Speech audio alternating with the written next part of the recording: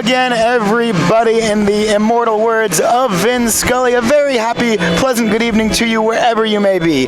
My name is Isaac Rosenthal. I'll be joined this year, intermittently off and on, but we've got him tonight by Trenton Chalmers, and it is time for the 2016-2017 I-5 Cup. For those of you who don't know, and Trenton will give you your crash course right now, right here, as it is your introduction to Oregon hockey. The I-5 Cup is the annual series between Oregon and Washington, two teams that like each other on the ice no less than they do on the football field, and they certainly don't like each other there either. Not at all. Every season we get 2 games in Eugene, 2 games in Seattle, and they'll alternate who gets the home game first. The last 3 seasons, the team to start at home has actually won the I-5 Cup, so history on the side of the Ducks, but not the very recent history. Last year, things did go to Washington, and it was a rough I-5 Cup for the Ducks last year, Trenton. They got pretty on the scoreboard, pretty blown out in that first game. Much of that just had to do with what Oregon was able to travel. They were down to only about 10 or 11 players by the end of that first game. Might even have been 9. So they just did not have the bodies to keep up, and as a result, Washington got the first win. Game 2 of the I-5 Cup, that's where things get interesting last season. Ducks got a few more bodies up there, were able to get a 1-1 tie at the end of regulation on the strength of Joe Hoover's literal buzzer-beating shot. 0.8 of a second left, and he beat Jeffrey Miles kind of low to the blocker side. Not really a space where you'd expect to be able to squeeze the puck through. Certainly not in that kind of a moment. But hey, stuff happens. Hey, if you put the puck on net, good things will happen, and they did for Joe Hoover. 0.8 of a second left. They got the tie. Played through overtime without getting any goal from either team. And that's where we get complicated. ACHA rules will allow a game to end at the end of overtime. But if there is mutual consent for a shootout, any game can go to a shootout. And that's what's always been the agreed upon rule for, at least for Game 4. Now, I've been working with this I-5 Cup for the last 5 or 6 years. I can't remember any other ties. Certainly nobody on either bench has been a part of either tie, so maybe there just wasn't an agreed upon rule, really. But as it was, there was no shootout played. Game 2 went down as a tie, and that made it very difficult for Oregon. They would have needed the sweep then rather than the split on the home games.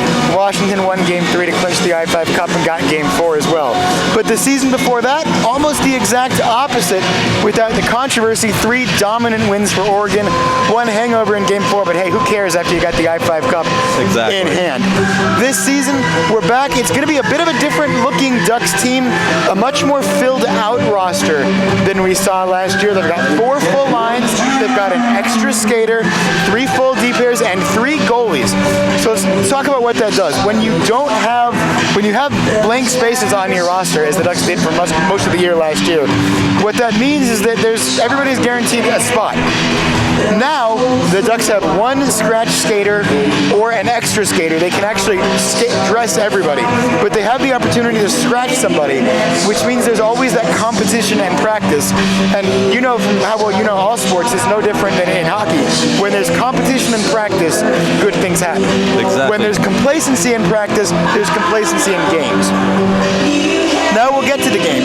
Game 1, going to be Jackson Howery back in goal. We expect that we're going to see Scooby, Nick Scabara, Trevor Schott, and Zach Foss expected to be the 3 forwards.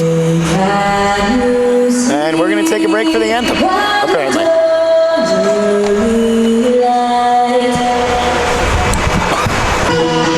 What the heck is going on? Or we're not. We'll do it.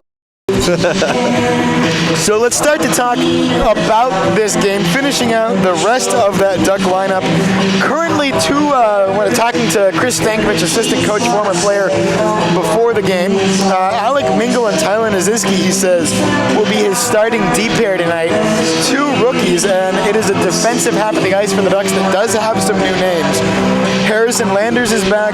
Darren Toller is back. That's it for the pure defensemen. Jesse Leonard, a returner as well, listed as a D-man on the roster, but we saw him play both as a forward and on defense last year. Offensively, a lot of the same names you see coming back for the Ducks. Jake Yale, good glue guy, leadership position. Pat Taylor, another guy with a lot of experience, and then of course the leading scorer from last year in Trevor Schott, and right there the number 2 man on the score sheet. He can just as easily be the leading scorer this year though, is Nick Scavera. Focusing on this game, season opener, big rivalry. What do you got as some keys to the game for me? Well, our first key to the game is shots on goal. As Isaac was saying before, Trevor Schott's our leading scorer returning. He's our leader. He's our fearless captain. Get him the puck. Let him do his thing. Let him get out there and get on the Husky goalie really quickly. Our second key of the game is stay out of the doghouse. Play error-free puck for 60 minutes. You got to just get on there, no errors. Don't give them power plays. Don't give them any extra chances. This is a very balanced attack Washington Husky team. And third, and probably the most important, start strong, finish stronger. Just like Jackson Howery's right hook from last season. You just got to get in there, knock them out a little bit, get on them, and just don't let them breathe. Just take it to them. Yeah, you mentioned Howery's goalie fight at the end of the I-5 Cup last year, which was certainly my highlight of the season, and probably his as well, although his dance partner in that one, Jeffrey Miles, who was also a freshman just like Howery last year, so we were thinking, hey, we got 4 years of goalie fights to look forward to. He's not on the Husky roster. In fact, only one goalie is on the Husky roster, and he is a freshman, Bennett Jarvis. Now, you have learned, if you have followed these broadcasts as long as we have done them, getting accurate rosters at this level is a Sisyphean task. So it may be rather difficult. May or may not be that there is only one Husky goaltender. We'll have to look and see if there's a backup when they take the ice for warm-ups here in a couple of moments. But as of right now, only the one goalie for Oregon, or for Washington rather, and that means that can be very tough in the second games of series, especially as a goalie, when you have to play 2 games in a row. Obviously, as a goalie, you're playing all 60 minutes. Exactly. Right now, we are going to take a quick break. We're going to get all of our paperwork in order, and I will be right back with you for first period play-by-play shortly.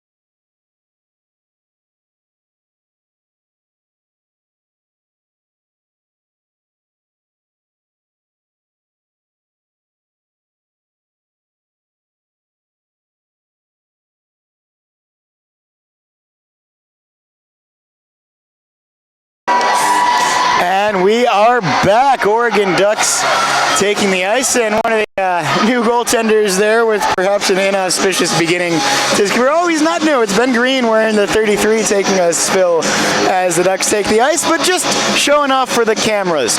Oregon, the best dressed team once again in the Pac-8 and in all of the ACHA. Thank you so much to Rebirth for those beautiful new sweaters the boys are wearing, and they'll have a few more that get debuted before the year is done. But enough about the way they're dressed. Let's get back to business for this game. My name again, if you missed it earlier, is Isaac Rosenthal. I'll be joined at intermissions tonight by Trenton Chalmers. You saw him a little bit earlier. Let's again get to the starting lineups for the Ducks tonight. It's going to be Nick Scabera, Trevor Schott, and Zach Foss up front, and then two rookies in Tyler Naziski and Alec Mingle starting at defense for the Ducks, with Jackson Howery, never the confident backstop for the Ducks, starting his second season in goal for the Ducks.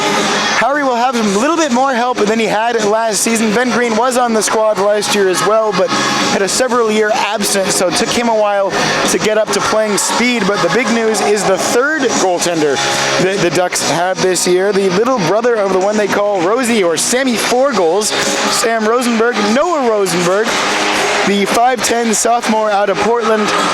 And talking to Chris Stankovic before the game, it sounds like Rosie is every bit the real deal. It will be, though, Howery to start the night. And for Washington, it's going to be Bennett Jarvis in goal. And as we mentioned or alluded to a little bit earlier, Jarvis is actually the only goaltender listed on the Husky roster. And looking around at the folks in white taking warm-ups, I do not see a backup, so that's interesting now. It may be more interesting tomorrow, as the legs are a little bit heavy from the game tonight.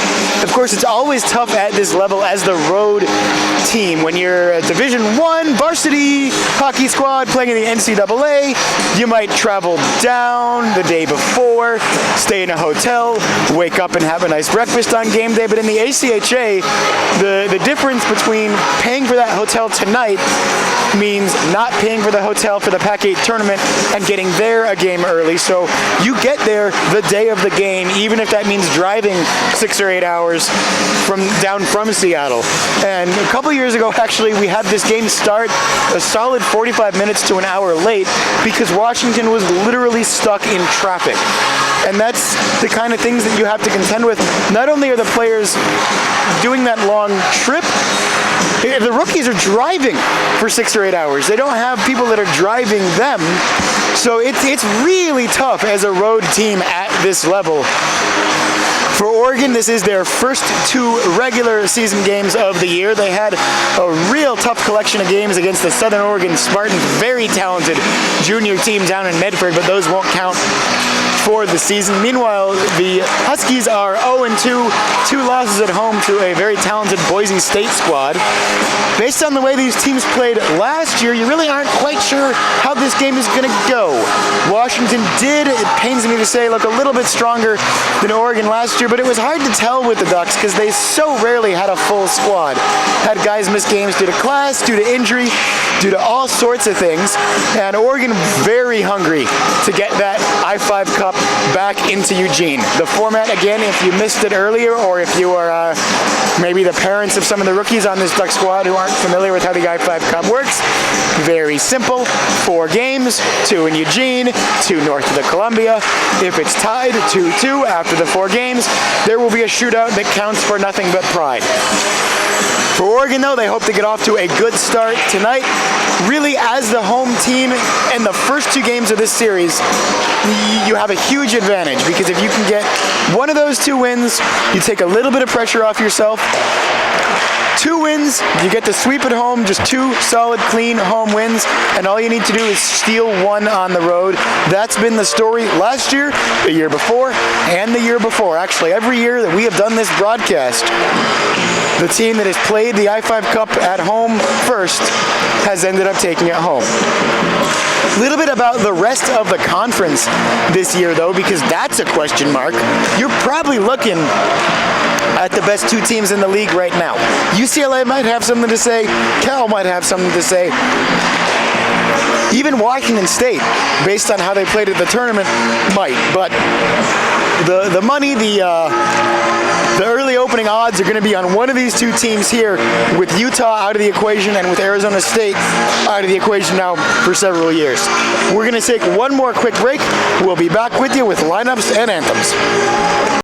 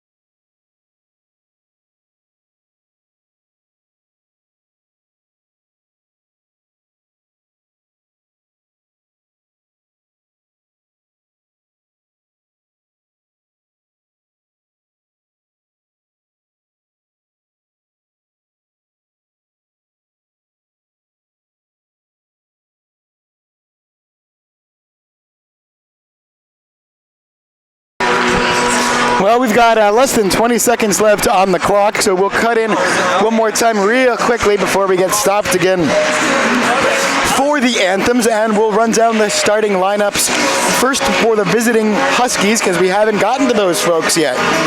In goal, it's going to be Bennett Jarvis, and then at defense, Ryan Jammerin and Cameron Trader, and then the top forward line for the Huskies. Two of these three names you'll probably recognize if you're a Duck fan. Christian Cinderella and James or J.D. White. Those are the two. Cinderella in particular was a duck hunter last year.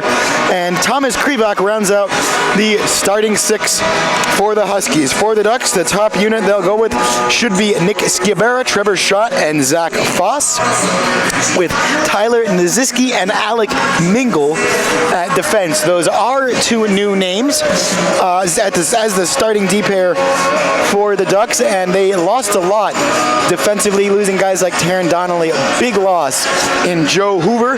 Hoover was, of course, the hero of Game 2 of the I-5 Cup last year, with the goal 0.8 of a second left. With that, though, I'm going to cut out, and it's time for the anthem and then puck drop from Eugene.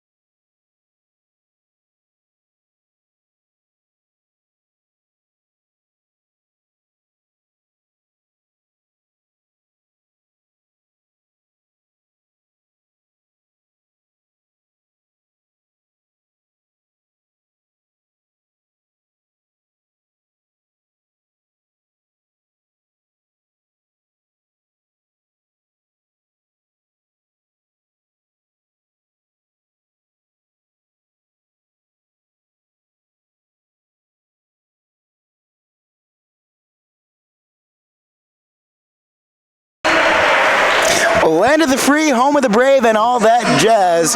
It's time for college hockey in Eugene. My name again is Isaac Rosenthal. I'll be your play-by-play host tonight, flying solo during play tonight, but I'll be joined by Trenton Chalmers again at the intermissions. Time now for Game 1 of the I-5 Cup 2016-2017 edition.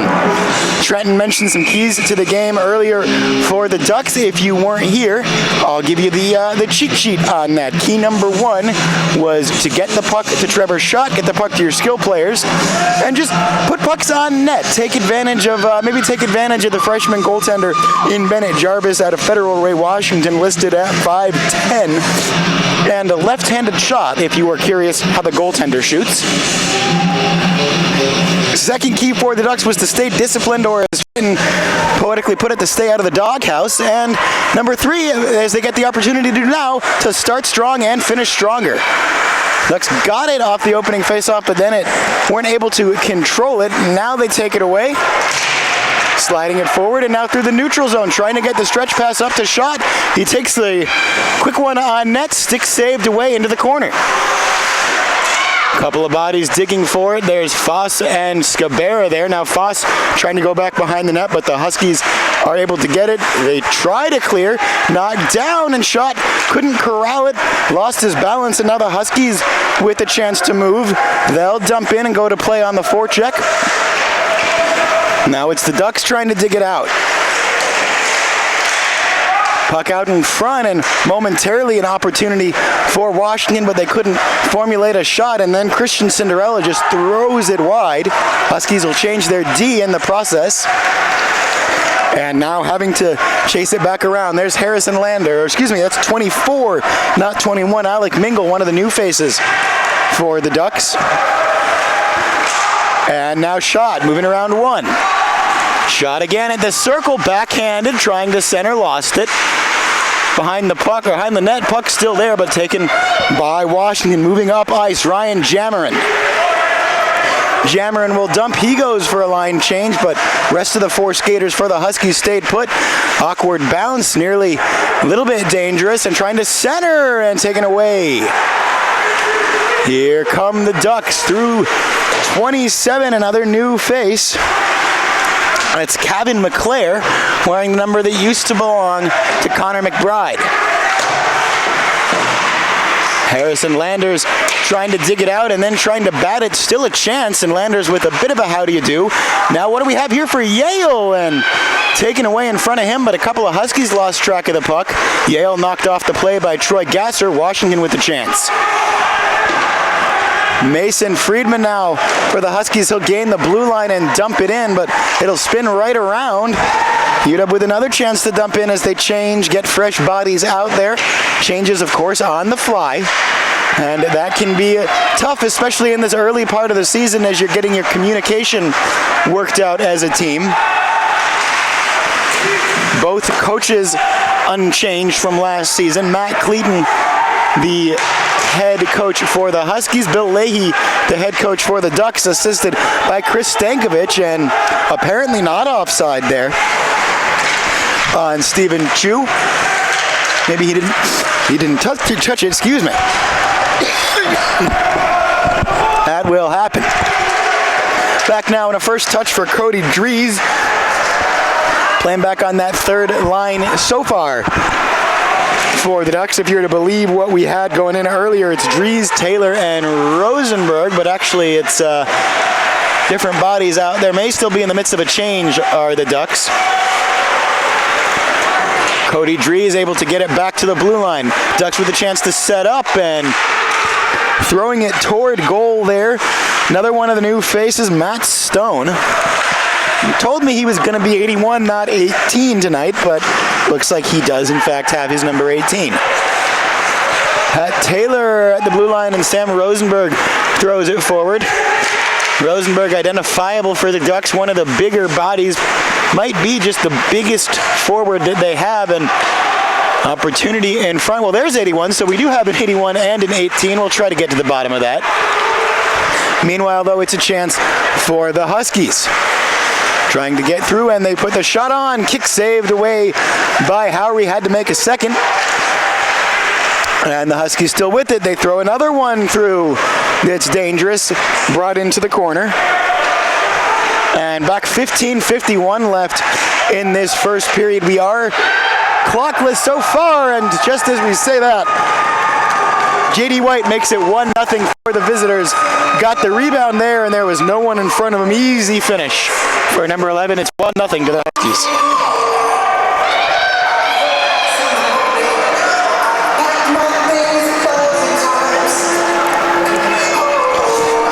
So 15:44 showing on the clock after Washington takes the lead through J.D. White. A lot of hockey left to play in this one, though. Washington, you would say, probably had the better of zone time so far. And another opportunity. Here's Shoddy. Schott, Scabara, and Foss, the forward group out there for the Ducks. Harrison Landers, Jesse Leonard on D. Schott centers, and Foss couldn't get the shot off.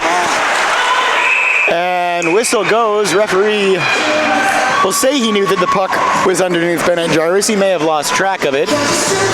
But as it stands, whistle goes. 1-0 is the score. 15:06 left first period.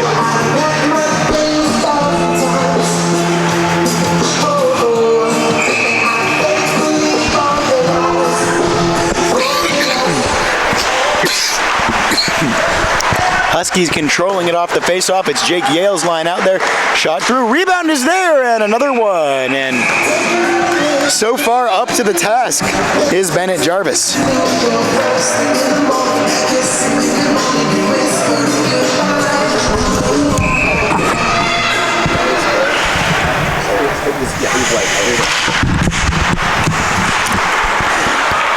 Pardon me there, just clearing some technical things up here.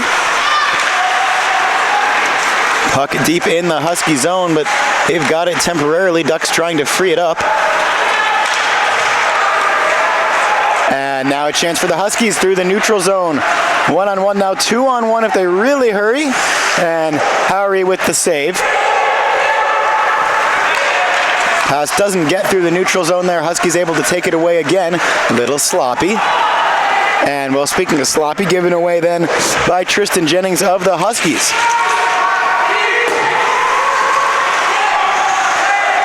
Ducks with it in the neutral zone. Kevin McClare. And now they'll just get the dump in, cede possession to Washington, and get a line change out there. 5 new bodies for the Ducks. Here come the Huskies. J.D. White through Christian Cinderella, and now it goes behind the net.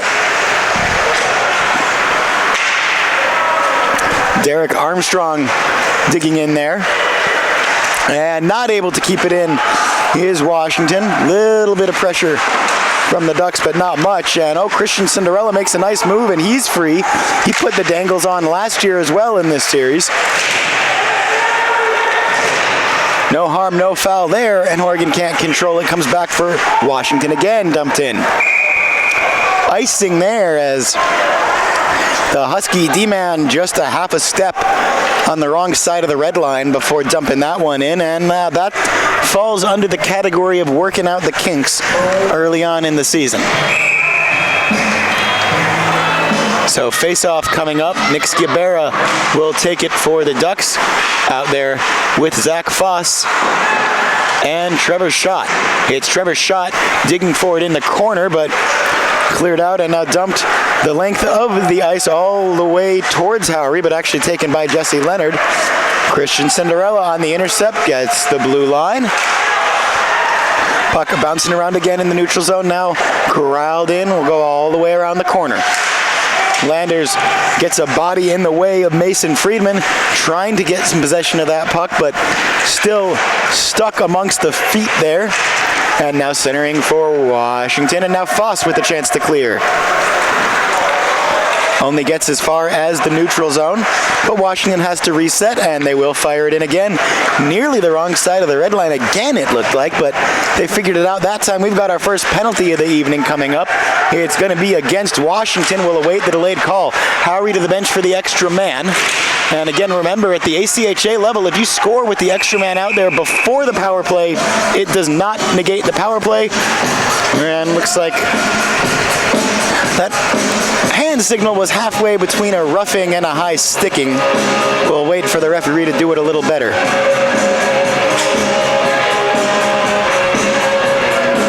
And roughing the call. Mason Friedman, the guilty party, and with 12:26 left in the first period, Oregon, who's being outshot on clean shots, 4-1, currently gets their first power play of the game. 2 minutes against Mason Friedman. Clearance right off the bat, and that puck got across the halfway line very nearly.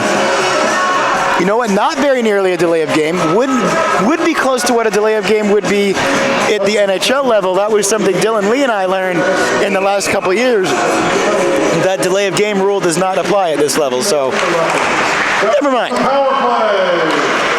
Ducks are on the power play. They'll set up. Landers at the point, gets at the shot. Shot now at the circle. Moving through, and he tried to sneak it in on that near post opening. Good thought from Trevor there. Now Landers with a slapper and saved away. Can the Ducks keep this power play shift alive? They can. They get it to Scabera. Scabera shot through and rebound and jumped on top of by Friedman, and now Scooby with a little bit of extracurriculars. Very nearly a nifty tap in for the Ducks there, but it wasn't to be with 12:04 left in the first period.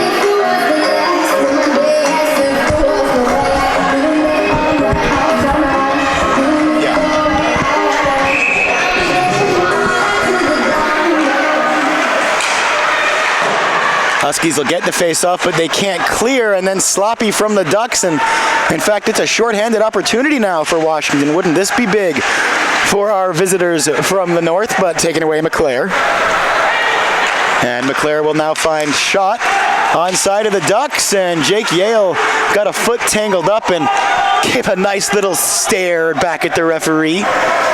Maybe no intent from the Huskies, but it was effective enough to get Yale out of the play. Here comes Yale again, a contender for the hardest working guy on the team. Great face-off guy, very smart player.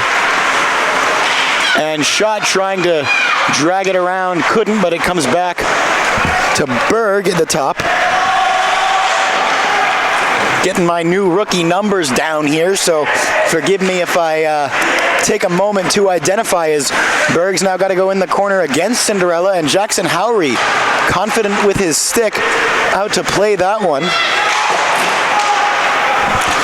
27 seconds left on the penalty to Friedman. He's still seated in the box, but ready to get out of there. And Yale didn't have a play to make, so he comes back. 10:40 left in this first period. Darren Toller dumps it in. 10 seconds left or so on the power play. Jackson Howry banging that stick like a beaver tail, trying to get the Ducks pumped up from 200 feet away. Power play is over, so we're back to full strength here. Oregon got a little bit going with the extra man. One great opportunity, but wasn't to be. Gotta chip it back here. And now trying to slide forward to the neutral zone, and it deflected off of something back behind Jackson Howry's net. Pat Taylor giving chase to that one, couldn't get there. Lucas Semke was, Arthur Edgren. And now flip through. Edgren again for the Huskies. Gets the clearance down and not touched. That will be icing with 9:42 left, first period. Oregon was able to put the puck on net 4 times with that man advantage, so they've now taken the 5-4 edge on shots. Thank you to Trenton for keeping that shot count for me. And taken away by Zach Foss there. Good stick from Zach. And now here's Washington setting up in their own zone. Now through the neutral zone come the Huskies. Sticked away though, good D from the Ducks. Now here's Trevor Schott. This is the line you want out there. Schott, Scabera, Foss. Schott moving, and Schott just got hugged by, had a handful of Trevor Schott's leg did Bennett Jarvis, and it's going to cost the freshman 2 minutes. Or are they calling that on Trevor Schott?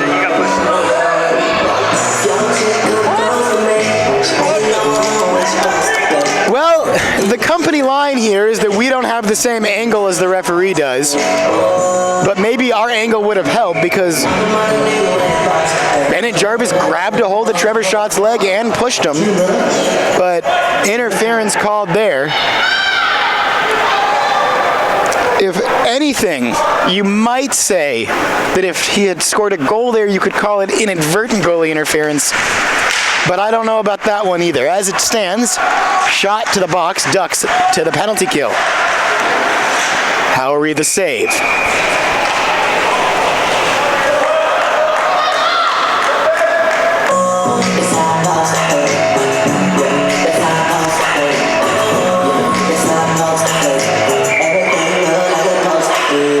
Yale in there for the shorthanded faceoff.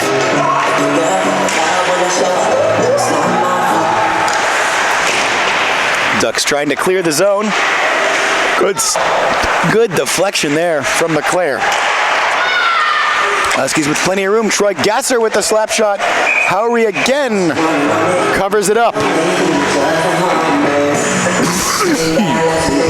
1:34 left on the penalty to Schott. 8:47 left in the first period. Shot clock is now swelled to 7-5 in favor of Washington, as you'd expect with the Dogs on the power play.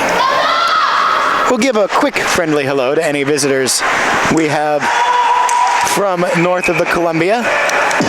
No, you're probably used to Lorenzo's commentary, maybe a little bit more friendly to the names you're used to hearing. And he does a good job with his radio broadcasts up in Seattle. Too bad he's not able to make the trip down. Zach Foss in there on the shorthanded faceoff again. J.D. White trying to get around a Duck defender. Gasser couldn't corral it. Cinderella will have to give chase in the Huskies zone. 8:30 left first period. $1:15 left on the Husky power play.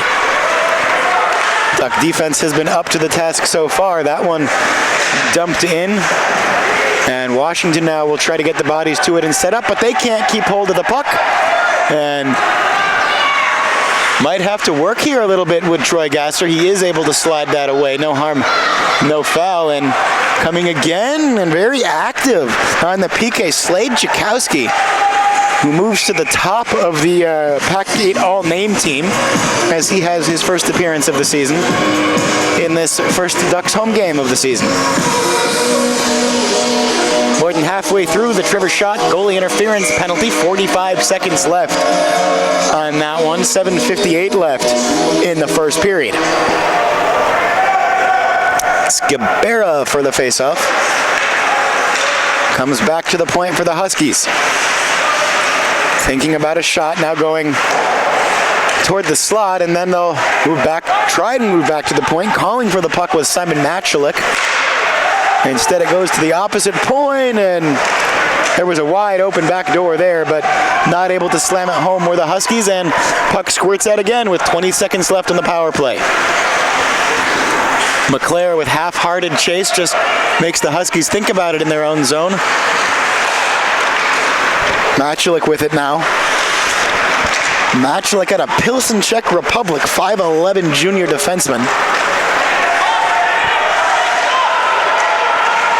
And Huskies trying to set up again behind the net. Thomas Krivak. Good physical play there. Meanwhile, Trevor Schott is out of the box and we're back to five-a-side hockey. Both teams 0 for 1 on the power play. Here is Schott out of the box, creates some space, and then tried to slide the backhander across. I don't know if he was going for the backhand shot or trying maybe the little slotted pass there, but just the same, Bennett Jarvis will collect that puck. Thank you very much. And the face-off coming, it's going to be Jake Yale to take it in the Husky zone for Oregon.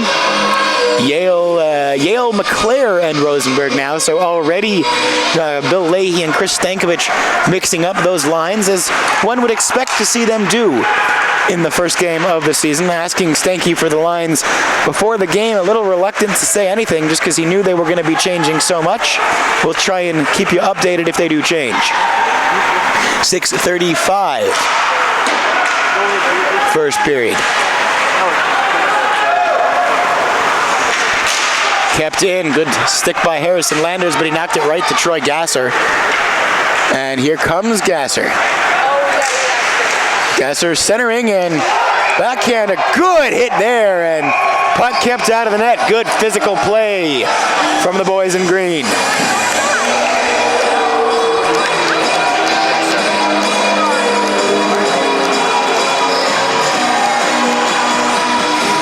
.6:14 left first period. The only goal belongs to Washington's J.D. White, putting home a rebound.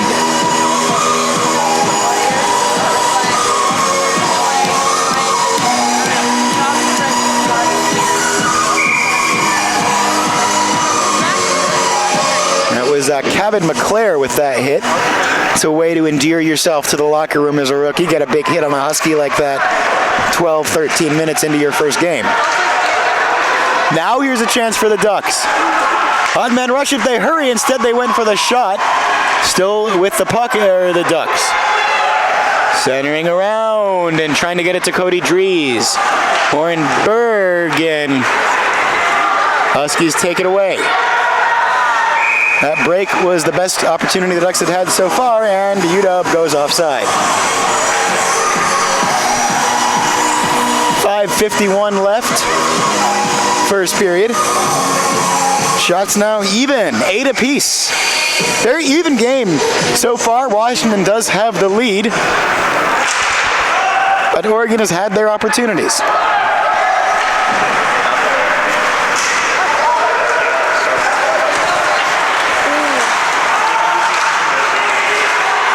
And dumped in.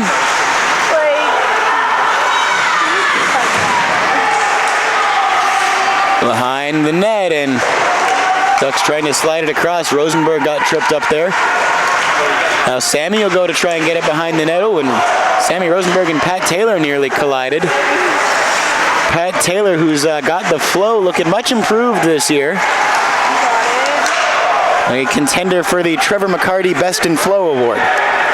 Icing there against the Huskies with 5:07 left. Certainly appreciate each and every one of you joining us on the broadcast. Trying to let us know if we've got any issues we need to take care of, and we'll try to take care of them. That's how it works.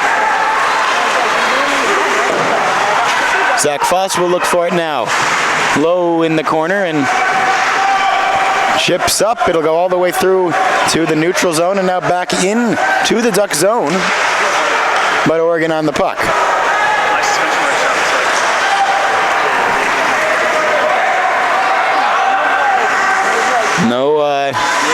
No issue with offside there.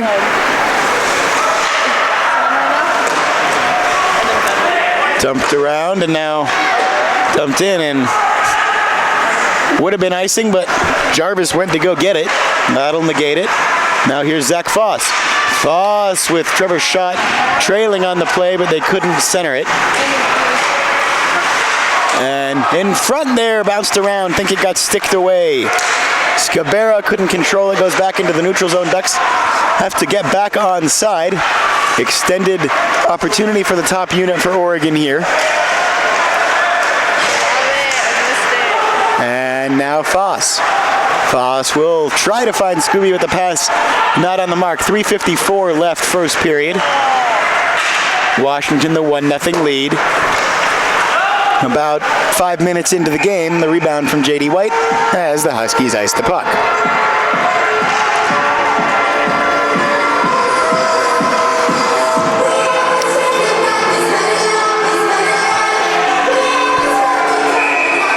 .3:44 score. 3:44 left, first period.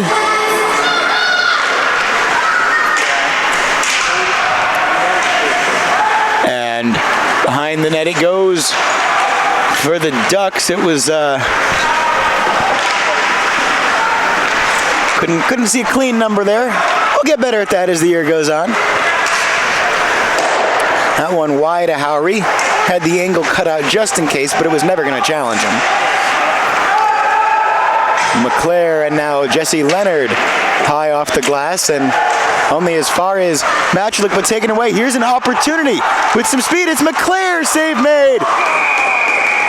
And great chance there for the rookie. 3:06 left.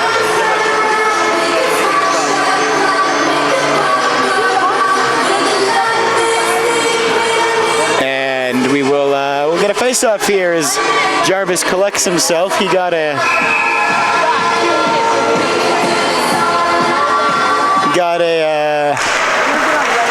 that kind of pushed into his own team there.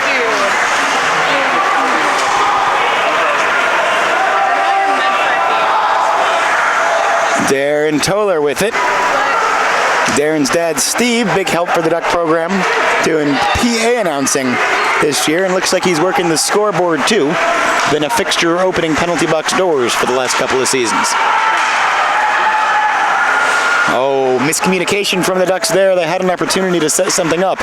Toller, though, able to keep it into the blue line, trying to find Cody Dries, and he has it taken away. There's a big hit from Warrenberg. The number 55 introduces himself.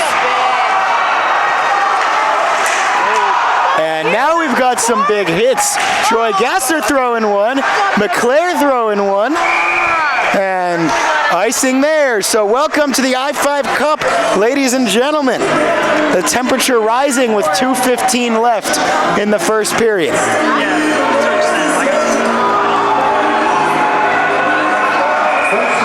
Don't forget to post your picture on Instagram and Twitter and the Duck.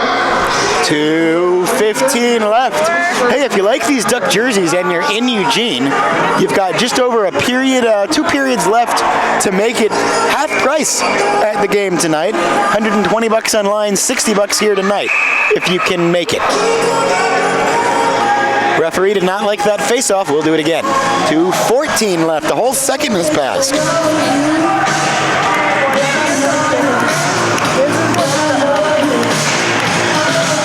Ibarra in there for the face-off. Or no, it'll be Trevor's shot. Scooby booted from the circle.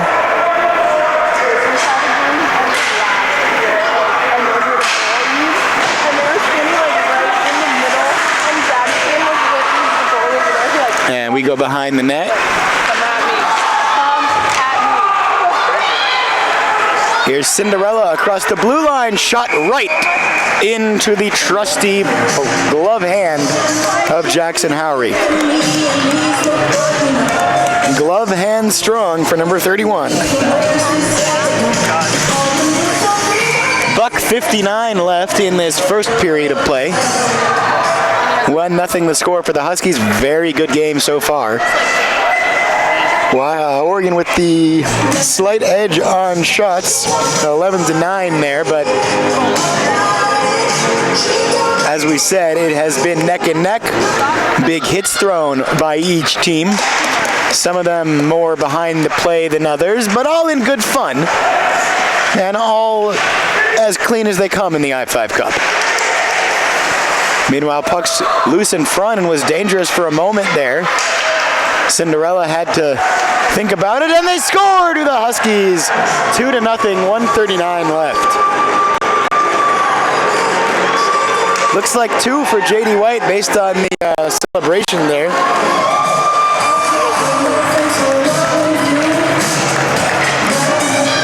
That one a little bit more of the snipe variety for the Huskies to beat Howry. 2-0 the score. Dream start, you got to say, for Washington. Huskies have also been together much longer than this Ducks team has. That's the quarter system versus semester system at play. Oregon was barely a team a week and a half ago. Hadn't finished tryouts yet. Washington's been playing together for weeks. Pat Taylor, and Taylor goes down. Caught an edge apparently. Landers keeps it in. Rosenberg knocks a man down.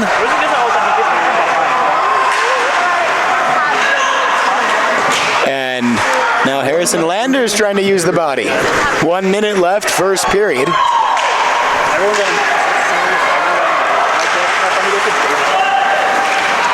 And can Rosie keep it alive? He can! He throws it on net and it goes wide. Folks, when number 48 shoots, you're going to want to watch. From anywhere this side of the blue line, he's got a chance to score. Has probably the most accurate wrister on this Ducks team, despite being in the back at the third line group.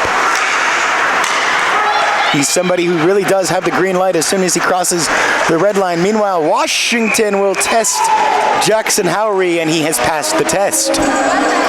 22 seconds left, first period. We'll try and work out getting you a clock by the next couple of games. Still working out our technology. Dylan, please come help us.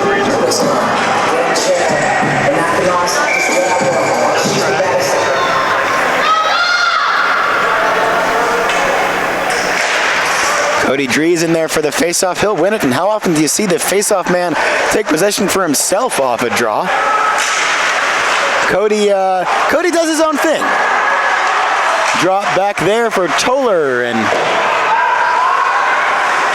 Ducks have to just let Washington take it, but chipped up there. Now McClare, and that'll be the end of the first period.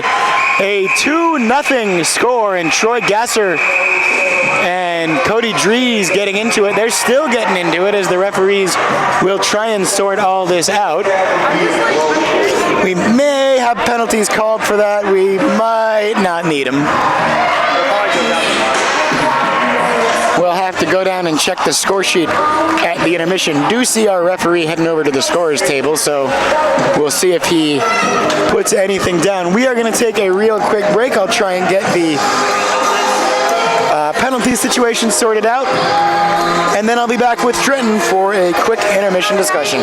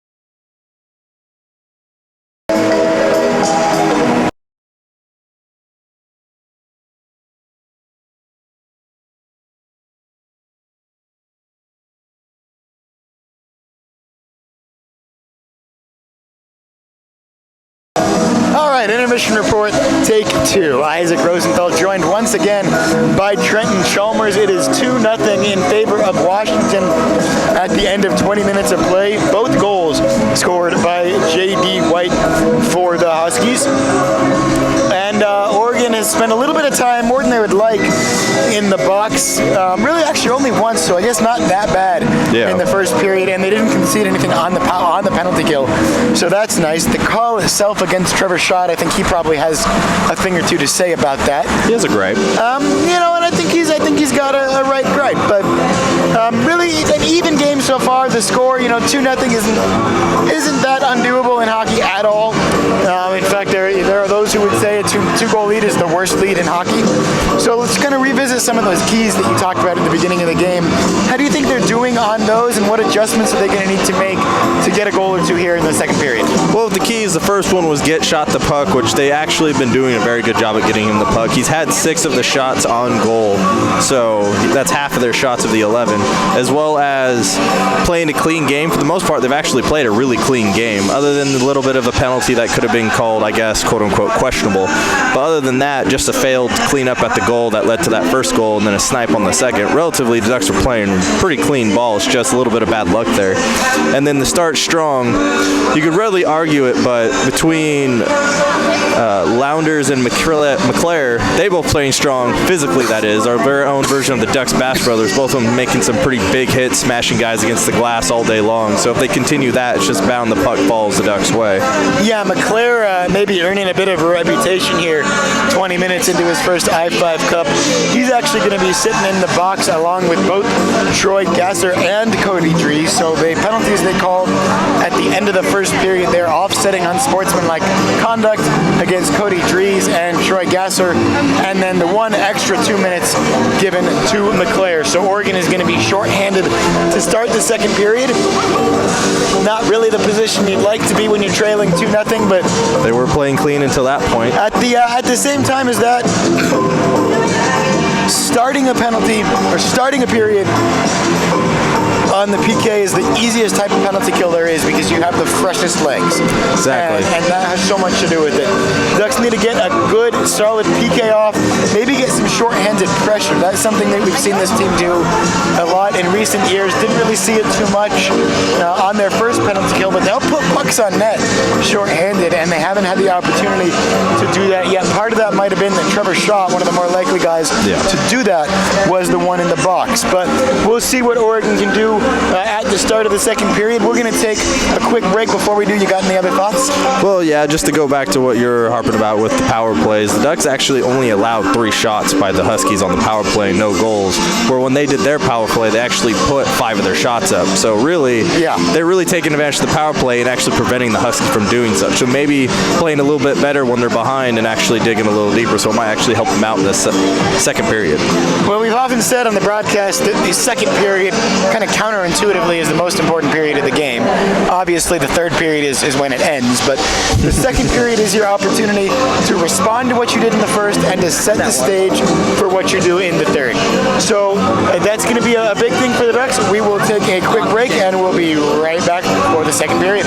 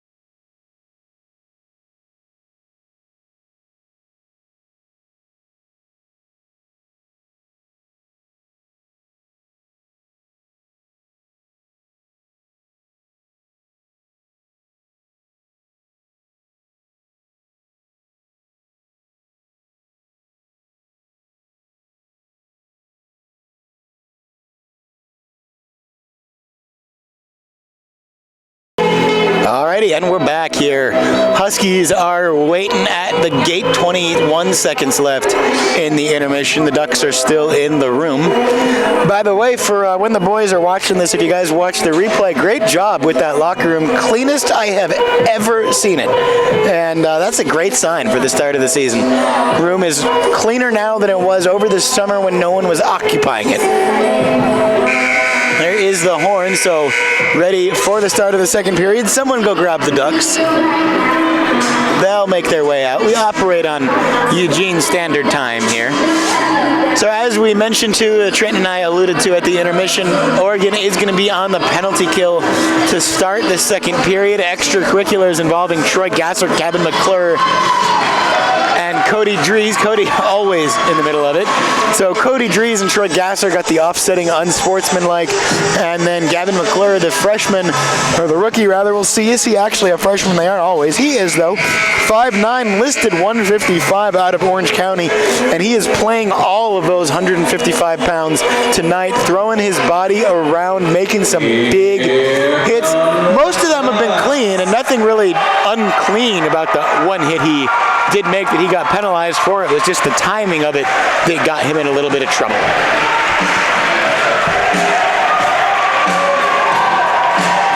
So even on shots, look at that, 11-11 after the end of the first period. But the biggie, the 2 goals scored by J.D. White, and we'll see what Oregon can do now to respond.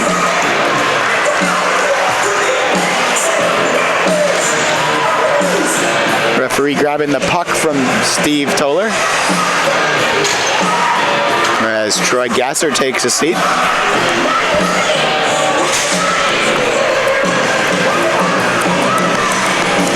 We'll see if we have any rotation of the lines.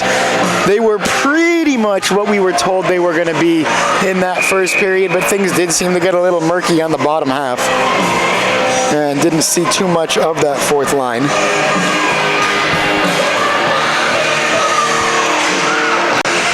Howery back out there. At the end of the period, there were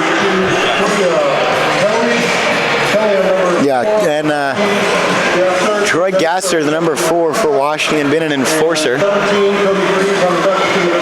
Although I suppose we should call him a goon. The old line that I'm paraphrasing here. I had a great quote that has been sort of my mantra. We'll get back to it on enforcers and goons when we get a chance.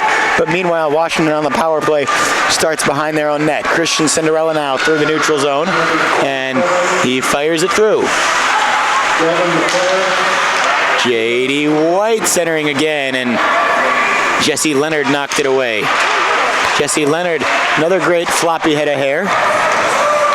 And almost sloppy goal given up, but the Ducks able to get the clearance in. 1:23 left on the penalty to McClure, and then Drees and Gasser will be out on the whistle after 2 minutes. Cinderella now will be content to just slide it back behind the net.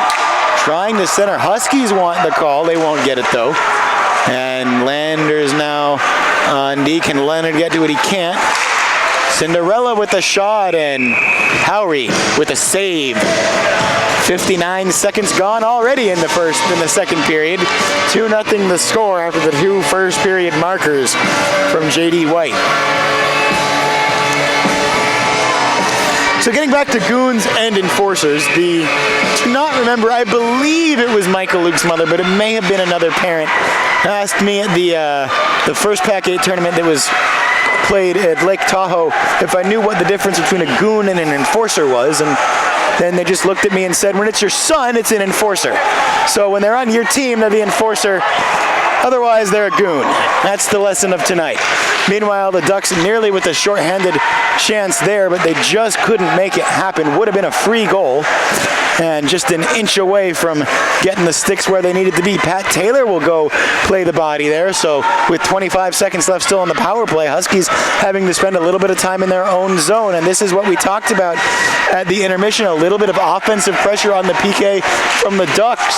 Oh, what a great goal from Washington. You got to look out for that when you do that. And Thomas Krebeck makes it 3-0.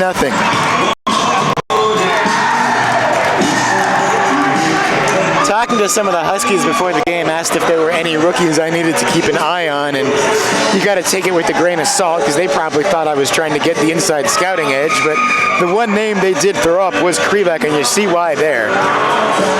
Makes a great move and doesn't change things too much. We're back to 5-a-side hockey.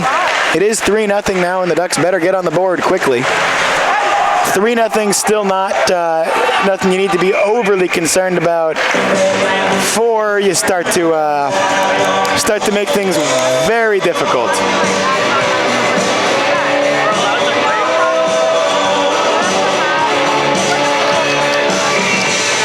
So here we go in the neutral zone. Power play shots. Pat's power play shots now for the Huskies. They've got 4 to the Ducks 5, but the one power play goal is Washington's. 18 minutes left, second period. Ducks centering chance, and they couldn't get it cleanly to shot. He was in space, and he has the puck now.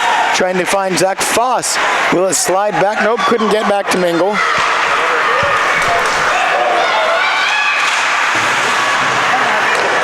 And Shoddy again pokes that one out. Neutral zone Huskies, and only as far as the stick of the Duck defenseman, but he's got to slide back in his own zone. Shot now, trying to chip it out, and into the corner. Good job by Trevor Schott. I feel like we're saying his name once a second now. He got in the way of that one. Could have been a great opportunity for Washington. Now that's poked through and could have been touched by Washington, so no icing. Waved off nicely by the linesman. Sammy Rosenberg chips it forward and bouncing around and away. And that one, though, can't be touched by anyone and will be icing with 16:52 left in the second period. And Gasser and Dries are each out of the box, and they'll have some words for each other. Looks like it might mostly be Dries with words for Gasser. And shots now to 14-13 in favor of the Ducks.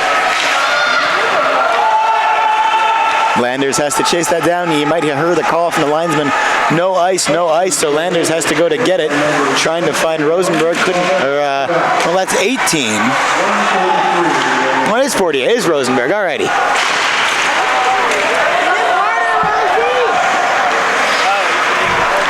Behind the net. Oh, big avoidance of a check there from Jesse Leonard. They couldn't get that for Pat Taylor, and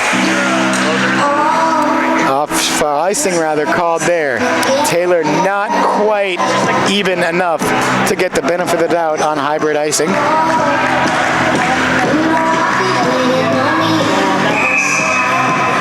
It's as long hair as we've ever seen from Taylor.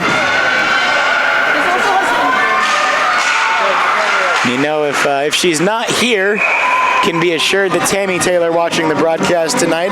I think she is in town this week, but Pat's mom, Tammy, one of the biggest supporters of the broadcast we have, and a reason that we have 2 functioning headsets at the moment. So always love the support from all the parents that we get and all the fans. We could not do it without you guys. McClure with his first touch of the second period after he served that penalty. And Ducks still trying to get something resembling a consistent attack going here. Knocked back, and Toller tries to make the sweeping play out, and that's nervous in front of the net. Jake Yale pokes it away, and shot still came through to Howry, and what do we have here? Doesn't look like enough to warrant a penalty call, according to the referee. Seems like lesser infractions have been given. 15:45, second period. 3-0 Dogs in game 1 of the I-5 Cup. We've got 3 more of these after today, one of them tomorrow, the next 2 a couple of weeks into January. Of course, this was originally supposed to be game 2 of this series with game 1 yesterday. More on that though. Here's Berg, and he lost the puck. Kind of little bit of a ask of a hook, but not much in it. Loose in front, and whistle goes. The puck was loose, but referee lost sight of it. Most frustrating rule in hockey, but it is what it is. If the referee can't see the puck, he's got to blow it dead. And we might have been able to see from up here, it was never truly covered. But you get bit by that about as much as it helps you out. Ducks trying to come up with a response, and that shot came through, was deflected in front, but wide. Drees now trying to find it for Berg, centered, and D to D, long shot, goes through, and Mingle again. Mingle has to go behind his own net. Listed at 5'7", 140. Maybe on Thanksgiving Day. Through the neutral zone, Huskies will collect, and again it's Troy Gasser. Duck Foss had Gasser in his sights, ended up with the puck. That's even better. And good backhanded pass there. Got it back towards Foss, but he lost it. Now Washington able to get it. Would have been offside. Is offside as it's touched by a Duck stick with 14:33 left in the second period.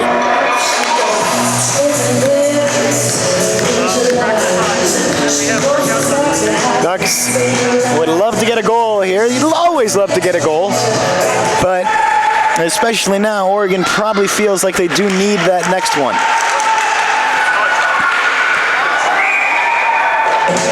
Offside there, 14:27 left in the period.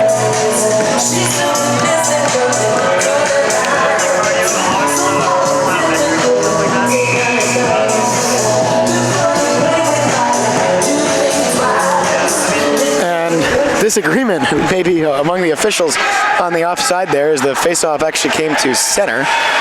Scooby with the shot, and he tried to sneak it in, knocked away, goes back behind the net. Centering again to the Ducks. Shot through, rebound there. Can they knock it down? They do keep it alive, but couldn't get the shot on. Zach Foss rips it behind the net. Big number 19, Keenan Smith, all 6'4" of them. And Jarvis will cover that one up. 13:56, second period, 3-0 the score. Huskies in the lead.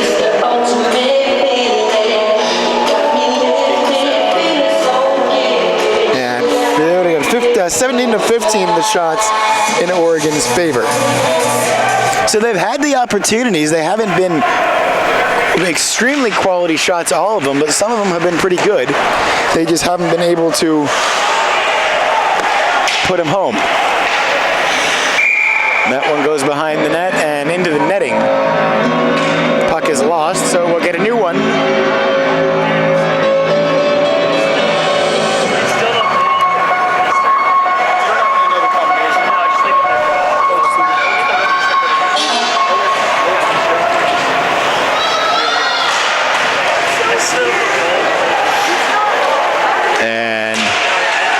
Taylor trying to get that behind the net. Huskies, though, will take it. And that pass a little bit sloppy. Linesman got his arm up for icing there, and now it's the Huskies left a little bit upset by the hybrid icing rule as Thomas Krivak did a lot to chase that one down. Krivak listed 5'9" out of... Should have really looked at that before I tried to say it. Sewillicky, Pennsylvania. Difficult one to say. No shot there for the Ducks. They had the opportunity, but it didn't get through the forest. And Toller with a nifty play there. Technically, that probably should have been whistled down for the puck being played with the high stick, but I think the linesman thought it was so cool he was willing to let it stand. 13-13 second period. Ducks trying to get something put together. And long stretch pass through, but didn't get all the way there. J.D. White pokes it through and will Has it taken away actually by Trevor Schott, but then Schott lost it. Chance in front for the Huskies, another one in front. Someone's stick has been broken. So now the Ducks have a very brief opportunity with an extra stick out there. Now we're all back to even. Five skaters and 5 sticks for each team. Trevor Schott had that, lost it, and Scabera, though, able to get the loose puck, got it back around to Schott again, who just not able to get it center. Cody Dries, who's out there now, and we've got another penalty coming up, and it's against the Huskies.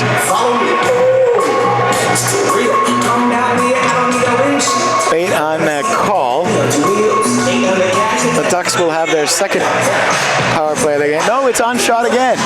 Cross-checking the call. It looked like that was whistled when the Huskies touched the puck, but the cross-check goes against Trevor Schott. So it goes. It has always happened. It's always happening, and it always will happen. Slap shot there, not handled cleanly. Hey, if Vin Scully can quote Shakespeare, I'm going to drop some Vonnegut references in here and there. McClure, again, the man making things happen on the PK. In fact, he will win possession of that puck.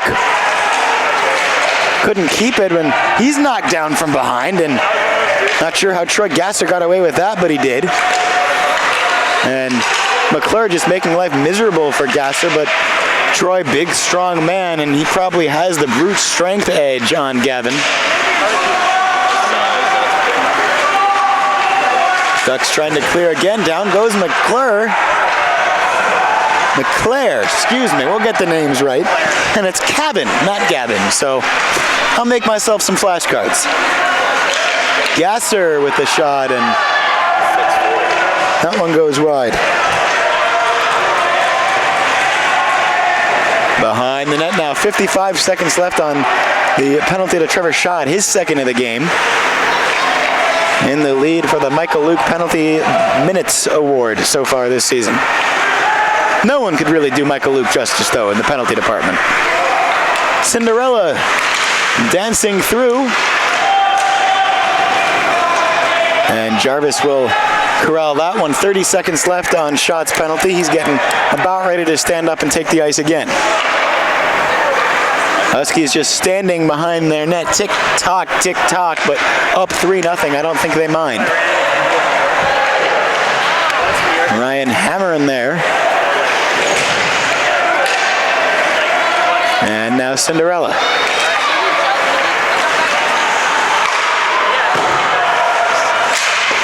Cinderella again will dump that in after it had been briefly cleared partially by Toller.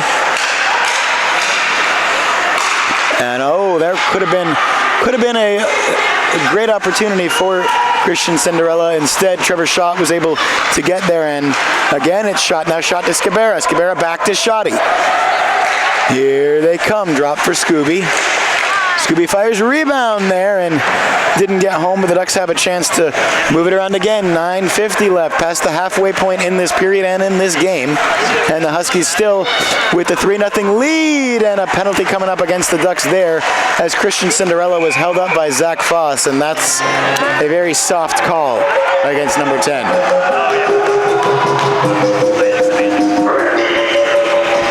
I'll say high sticking, so maybe there was something I didn't see there. It looked to me like they just got tangled up a little bit, but the referee's saying high stick.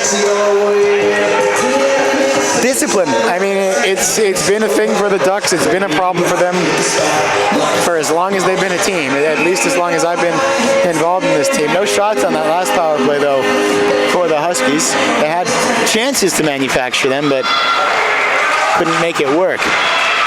Back into the PK again, and it's not so much that you worry about the Ducks' PK. They've been good tonight, although they did give up one, but you're just so much less likely to score when you've got 4 guys out there. Schott had a thing or two to say about that, though, with a really nice move, trying to do it all himself on the PK. Mingle.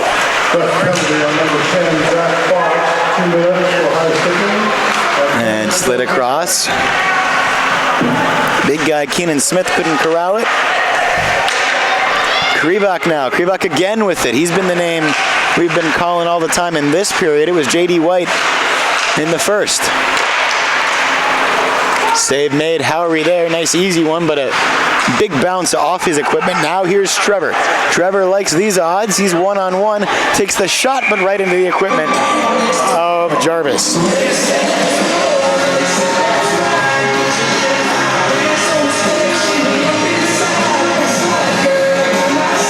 It's an I-5 Cup rivalry that is now as back and forth as it's ever been. Historically, it's kind of been a streaky rivalry.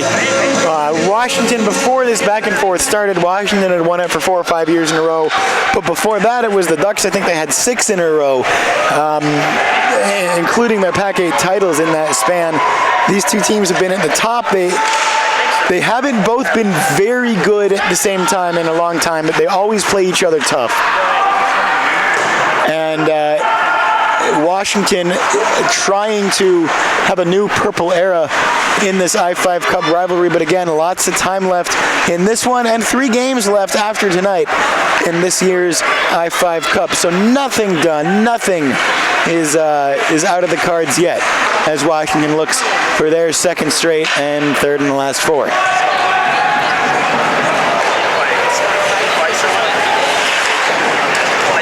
Taylor goes down, trying to keep that one alive. 10 seconds left on Zach Foss's minor. He's out of the box. 7:45 left in this period.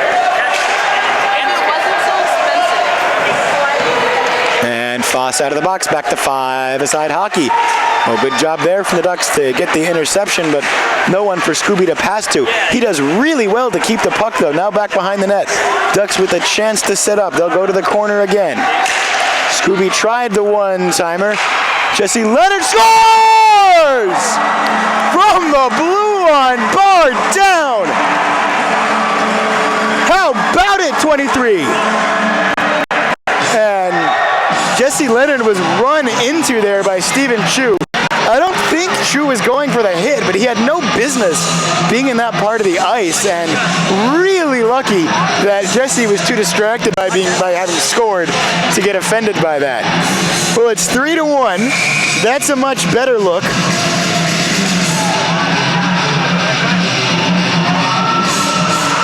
And Jesse Leonard has breathed some life into this Ducks team. You could kind of tell that whole sequence. They looked a little bit better. It started with a great play from Scooby to keep it alive. Puck came back to Jesse Leonard, and he had no second thoughts about it. Took the shot immediately and was able to knock it home.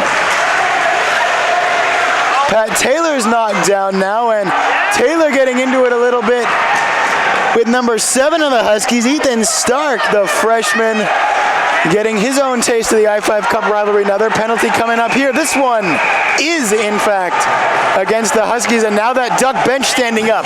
Now that crowd standing up, and now the music getting a little bit louder. It's 3-1, and the Ducks are going to the power play.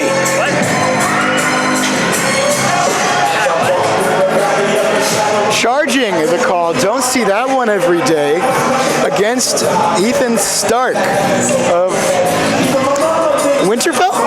That's not right, is it? That's Game of Thrones. Ethan Stark out of Moquetto, Washington. And Ducks get the faceoff. Landers through, and rebound goes wide to the corner. Washington with a chance to clear. Does get by Harrison Landers. Jesse Leonard has to chase. And Leonard drew a penalty there. How about that? Ducks are going to go to 5-on-3 as soon as the puck is touched by Washington. Hooking the call. And a shrug from Christian Cinderella.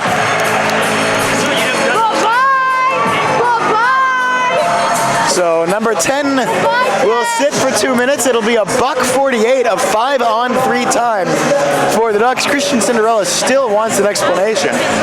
He knows what he did. Nick Scabera digging in for the faceoff. 5-on-3, Ducks down 2. Big moment.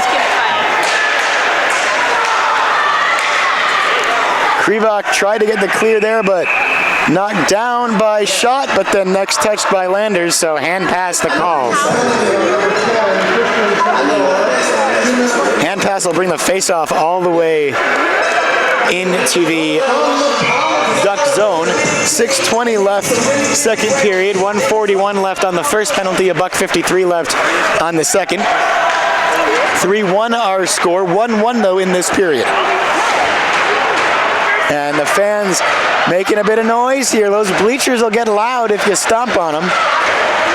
Leonard behind the net. For McClare. McClare in some space to Schott. Schott at the O.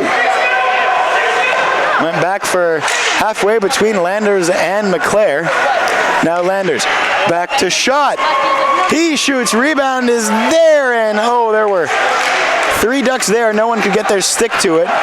And now Scabera has to get in the way of Krivak to prevent a shorthanded opportunity for Washington 5-on-3, but watch out now. 5-on-2 rush, basically 4-on-2, a little bit trailing behind the play is Scabera. Ducks trying to be calm here with the 5-on-3, and that's one of the things you want to do. Use the time, use the space, get the shot off, and they did just that there, but it was right at the stick of Jarvis. Long outlet pass from Jackson Howry, and he does add a lot. Can almost be like having a third defenseman when your goaltender is not afraid to make those passes. Meanwhile, though, we're back now, only 35 seconds left on the 5-on-3. It'll be 5-on-4 on both penalties, rather. 5-on-4 will be in 15 seconds. That shot comes wide behind the net. And Cody Dries now. Still 5-on-3 time for the Ducks. Shot through from Landers. And now we're back to 5-a-side hockey, and in 10 seconds, 5-on-4, 5-a-side in 10 seconds. Landers, shot goes through, rebound and opportunity not created. And now Dries. Or Yale shot. Rebound there, but Washington on the puck first. Back to 5-a-side hockey, just past 4:20 left in the second period. And Cody Dries got a poke there to keep it in the Husky zone, but it goes back for Washington's Simon Matchlick. 4:02 left, second period. 3-1 now our score. And that puck was trickling in front, and it goes right to Bennett Jarvis.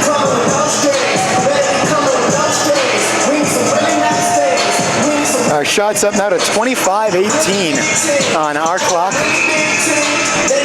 in favor of the Ducks, but Bennett Jarvis has been equal to 24 of them so far. There does get to be a point as a goaltender. There's a magic number of about 30, 35 at this level, where if you start having to make that many saves, it's just never good. But so far, Jarvis's team's still in the lead, and he's looked great.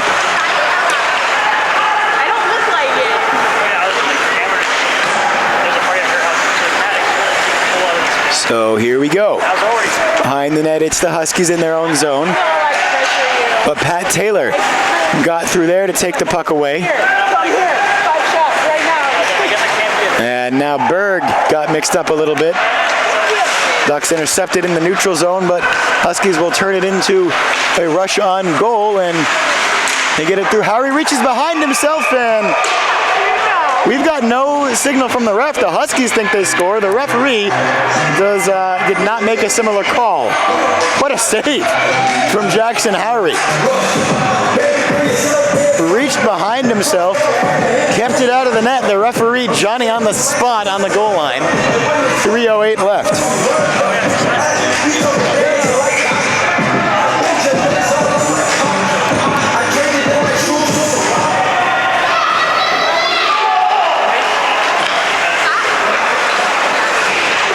So Ducks trying to get that puck back, but the Huskies have it behind their own net. Centering pass deflected away. Poked up in front, trying to get at the shot. Shot does control it now for Zach Foss, but Foss couldn't keep it alive. Alec Mingle, though, pokes it forward. Washington collects it in their own zone. Now across the blue line come the Huskies. 2:41 left. Second period, still one more after this. But the Ducks would love to get at least one more back before the start of the third period. Don't want to leave yourself too much work to do in the final frame. Huskies caught in the middle of a line change there. In fact, it would have been icing had they would have been offside, I guess. That must have been the call, not icing, as the puck did cross the line. Here's Alec Mingle. Mingle back for Schott. Schott still with it, centering. It's back to Schott, actually. He never let go of it. Leonard with another shot fired. There's a rebound and another opportunity on the rebound, but those shots not getting through.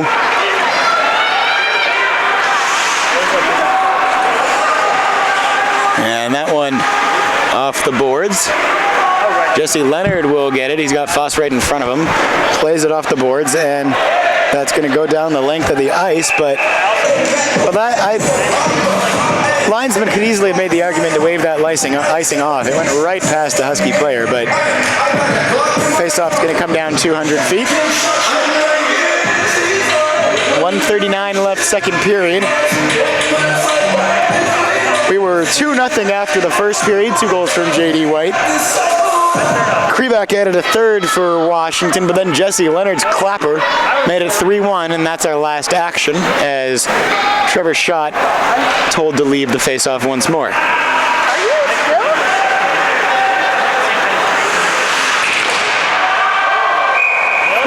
That one covered up by Howery. Shots don't all have to be hard.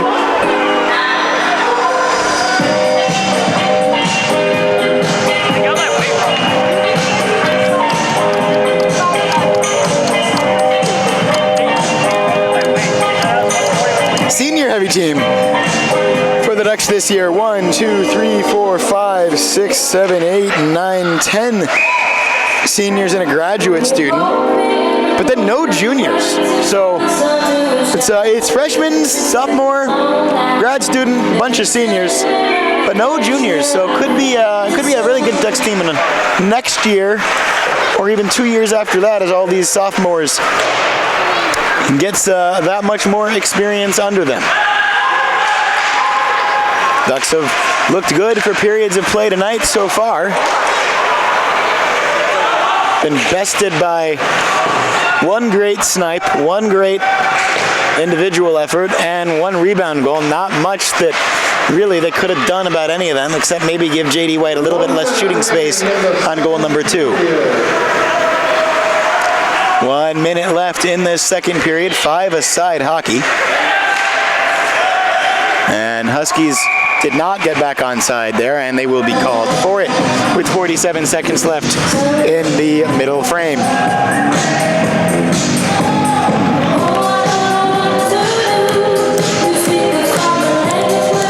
Troy Gasser is a big dude out there. Number 4 for the Huskies. He's listed 6'4". That would make him the tied for the biggest guy on the team. One other guy listed at 6'4", and it's Keenan Smith, who is also a large human. 45 seconds left, second period. Harrison Landers, Jesse Leonard, they'll play catch with it. Back for Landers. Ducks trying to move out. And Taylor nearly got lit up there. Behind me, Chris Maddox, suspended Duck for tonight, saying, "Keep your head up, Pete." And Pat Taylor, after the play, involved in a little bit of a skirmish. I think they're taking them both. It looks like Pat Taylor and Seamus People out of East Wenatchee, Washington, both called for a roughing and an unsportsmanlike. So Taylor will sit down.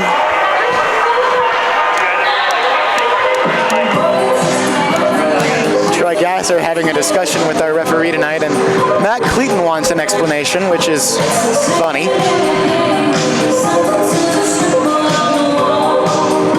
Clayton feels like his guy got hit and then got penalized, as if there was nothing that would have led to that hit. But both referees are giving him the explanation that he asked for. 31 seconds left in this second period.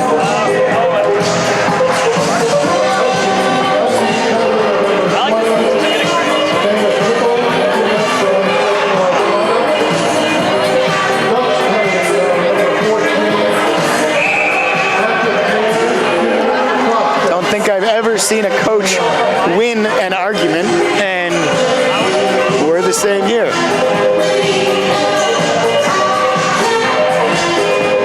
So they'll actually we'll go 4-on-4 here, even though they're offsetting, rather than 5-on-5 and out 2 minutes in a whistle. So a little bit more space out there. And these are the two forwards you want out there for Oregon in a 4-on-4 situation. A lot more ice opens up. Huskies, it might feel a little more familiar to them with this much open ice. They play on an Olympic ice surface, which for those of us who don't keep up with the game as much, Olympic ice about 20 feet wider than this surface that we have, which is NHL ice, 20 by 100 instead of 20 by 80 or 20 by 90. I'm actually not sure on the NHL dimension, but or 200 rather. But Olympic ice much wider. That creates a lot more free space always. The 4-on-4 will simulate that a little bit perhaps for the Huskies. 5 seconds left. That's going to end up doing it here now for the second period. I've learned in this rivalry not to call the end of a period too early. Joe Hoover made sure I understood that rule. With the goal with 0.8 of a second left at the end of the third period in Game 2 last year, at the end of the second period in Game 1, we've got another good one. 3-1, the Huskies lead it. But the last goal, and I think you'd say the momentum, is in Oregon's hands. I'll take a quick break. We'll plug Trenton's mic back in, and we'll have a quick breakdown of that second period after this.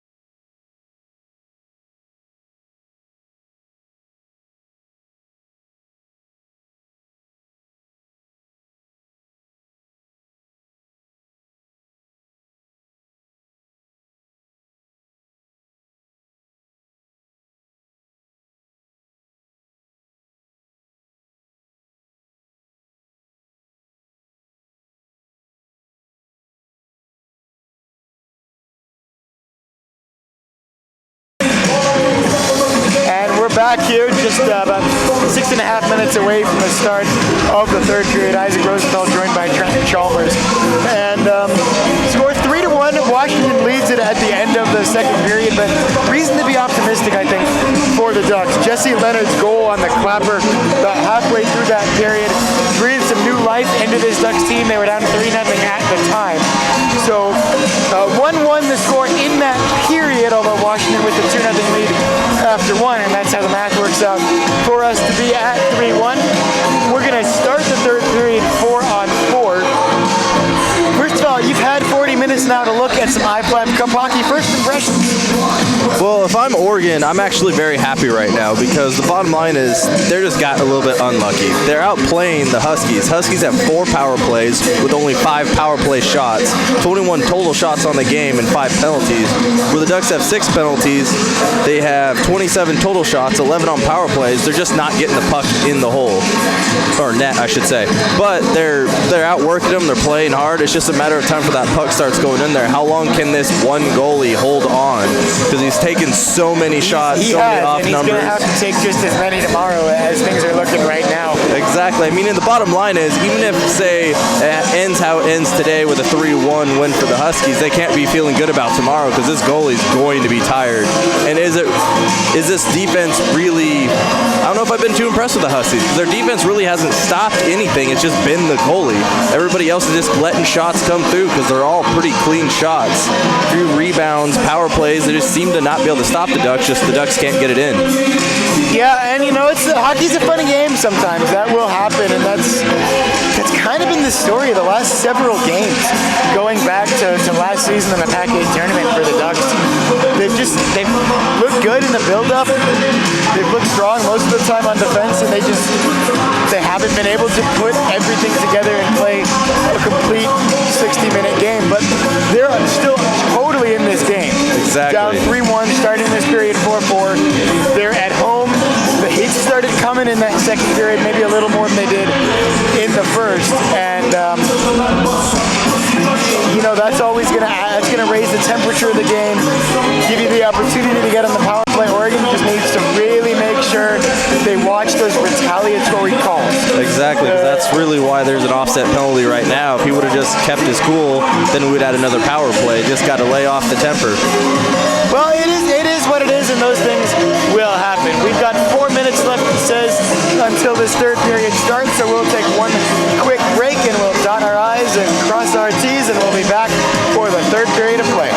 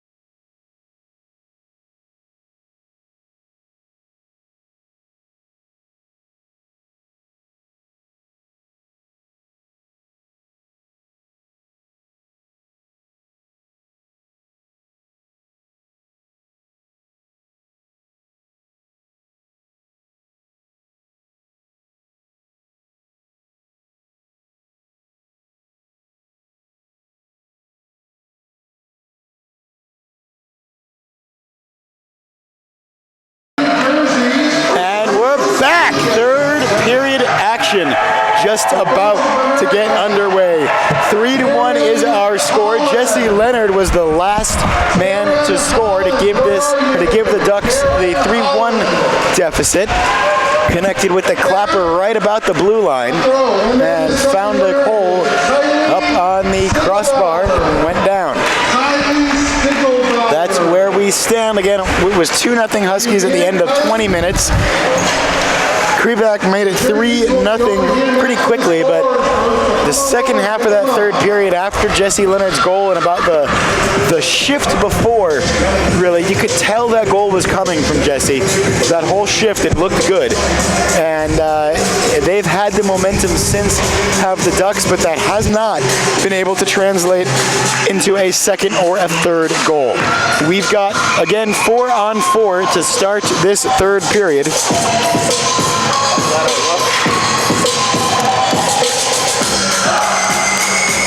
And Ducks come out, Huskies are out, ready for the third period.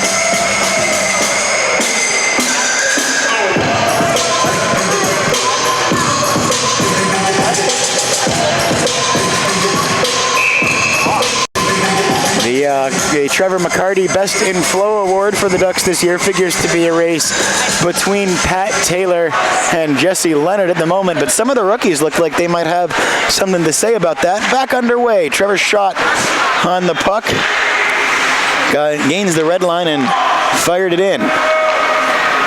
Huskies now, shiny, fresh ice.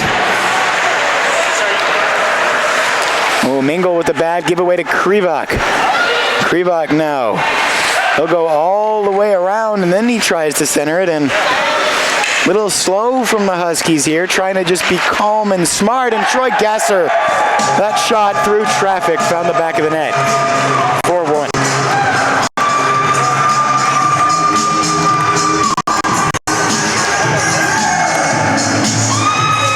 I guess Jackson Howery probably just didn't see that shot. It didn't look like it was that hard, but finds its way in. 4-1. We'll stay 4-on-4.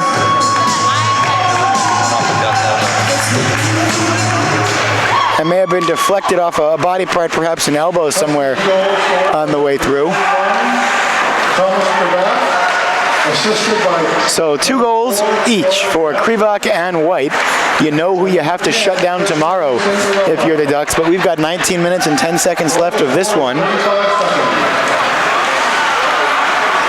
And the Ducks not out of it yet. You do figure once again, though, that they need that next goal. And Harrison Landers will rip that one. Blocked before it got through. Landers centers it backhand and not able to put it through. Boy, you talk about something out of nothing. That nearly turned out very nicely for the Ducks.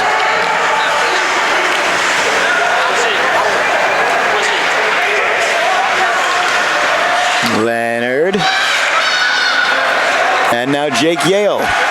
Yale centering, and penalty coming up against Washington there. Hooking the call, not able to get the stick down on it was Kevin McClare.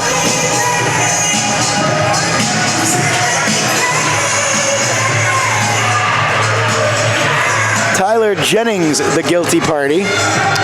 Another name you probably recognize, been around a bit for the Huskies. Listed as a 5'10" junior forward at a Black Diamond, Washington. Wonder if he's a skier. All the way through.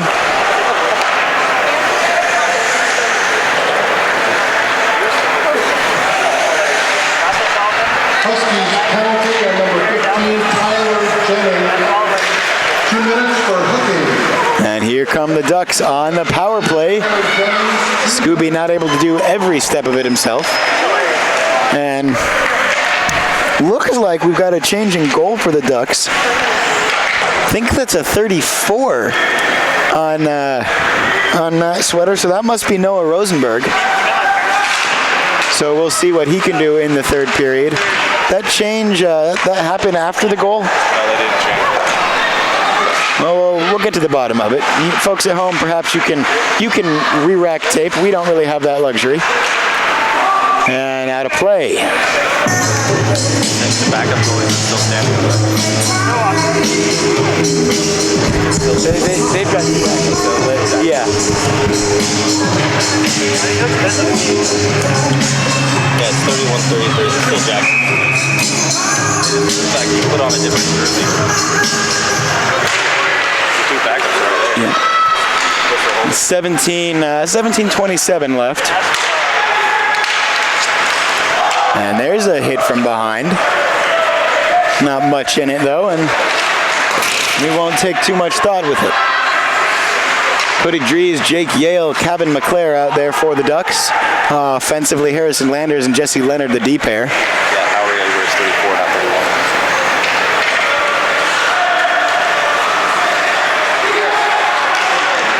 31. And McClare couldn't center it there, trying to do just a little bit too much. Ducks could stand to distribute a little bit better than they've been doing tonight. McClare's lit up, but opportunity for the Ducks. Move made, and shot comes through. Rebound there, still in the crease. And the whistle comes with the puck 90 feet away.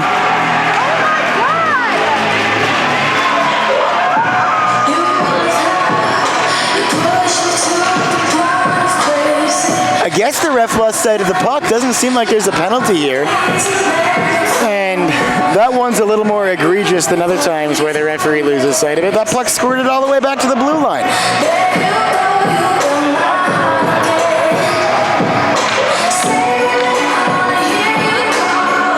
And I think instead we do have Nick Scabera. Looks like he's skating to the... Well, maybe they're saying it trickled over the blue line and it was offside. This is the only thing I can think of for the face-off to be where it was. Alec Mingle with the puck. Shot now. Trying to beat three guys himself. Goes behind the net. Centering pass is there. Can they get the shot down? Not cleanly. And Jarvis is on it.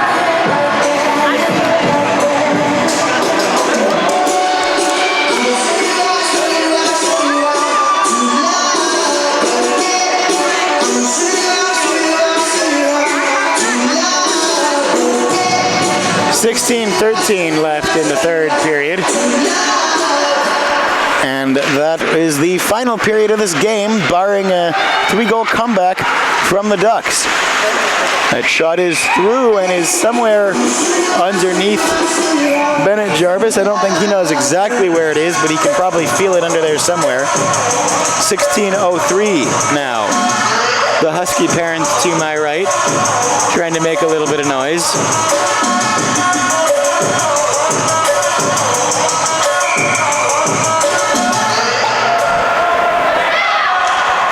Matt Stone on the faceoff.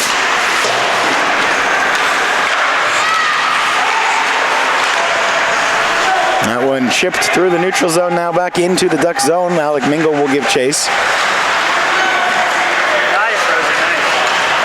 And poked there by Rosenberg. Big hit thrown. Puck in front there, and Rosie couldn't get to it. Looking much the worse for wear at the moment is Simon Machulik. Stone shot through, and another penalty coming up.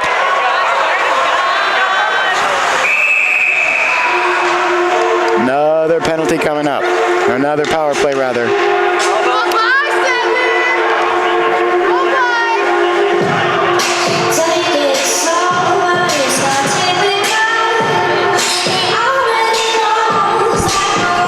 It looks like head contact was the call.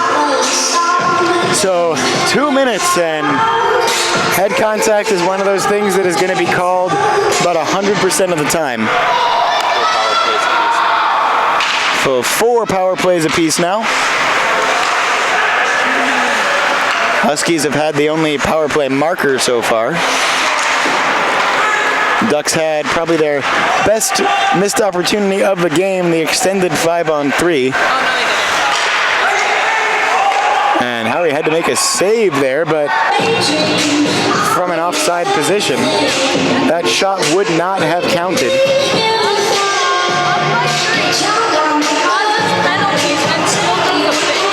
Huskies penalty on number 7, even start, 2 minutes of charging, 4:46. Ducks are on the power play. Penalty was announced as charging. The signal to me looked like a hit to the head, but 2 minutes is 2 minutes, and that's really all of it. 14:47 left in this game. The Ducks down 3 goals, but on the power play and at home. Here's Trevor Schott, and boy, the tape has been there on Trevor Schott for the last few years. He's having more and more trouble. Rebound there, and we'll say that's played with the hand from Scabera to Schott.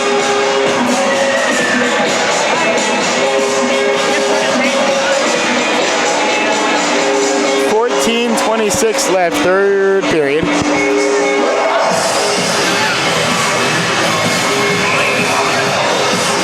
Want to thank the rest of my crew tonight before we get too late. Hunter Radcliffe on camera, Brenton Kelly producing, and then helping Brenton produce, keeping shots for me, and joining me at the intermissions is Trenton Chalmers. Takes a team effort to make this broadcast happen. The team looks very different than it did last year, and certainly miss Dylan and Bella and Colin Catman and Carissa Corley's everyone who helped last year, but a new day. Pass in front, rebound there, and the shot went through, but the net had gone off its moorings. Tough luck for the Ducks there.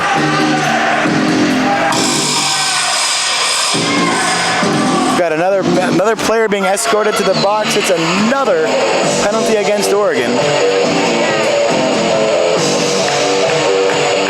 And missed the signal entirely.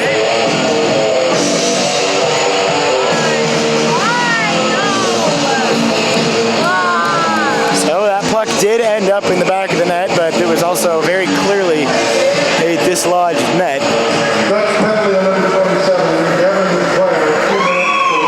And they say it's roughing. And McClare, roughing is the one of the more discretionary calls in sports. That shot sounds like it may have hit some post. And now cleared 4-on-4 though, so it'll be icing against the Ducks of Oregon. 13:43 left.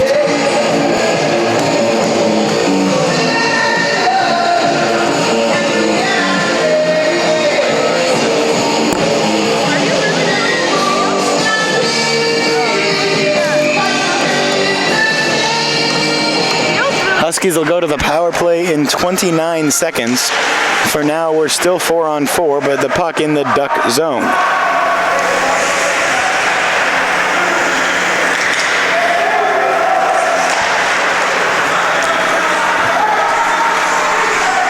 Huskies in the neutral zone, now back through to the Duck zone. Zach Foss giving chase. Foss did get back on side, and Foss getting a little bit tangled up.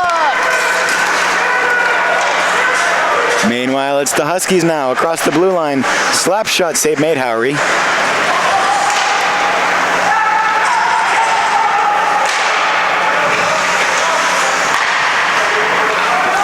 D to D go the Huskies in their own zone. Not quite in kill the clock mode yet is Washington, but they certainly don't mind that it's trickling. Another shot through, and nifty one there from Jammerin. Howery's glove, I think, would have been there, but it went high anyway, and this time it's into the midsection of Jackson Howery. We get a whistle, we get a stoppage. 12:41 left. Ducks have got to get it going in a hurry, or Washington's going to get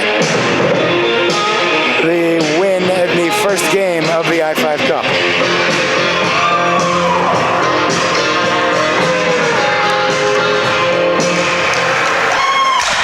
Ducks would have a lot more options open to them with a 2-goal deficit rather than 3. Don't really expect that we'll see Howry pulled down 3. You might down 2. But all that stuff's about 7 or 8 or 9 or 10 minutes away anyway. Meanwhile, it's the Huskies trying to add to it. They get the opportunity through and would have been able to skate that one directly into the net, but the shot, or the pass rather, wasn't where it needed to be. Huskies slowing it down a bit. Shot couldn't get his stick to it. Long shot through to Howry. Howry will make the try to get the pass out there, but it's taken away by the Huskies, and they score. This time it's Christian Cinderella.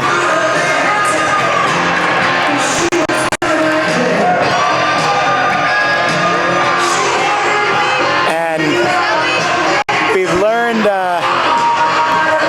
never to call these games over before they're over, but that one might do it for Washington. 11:49 left. Huskies pumped on the bench.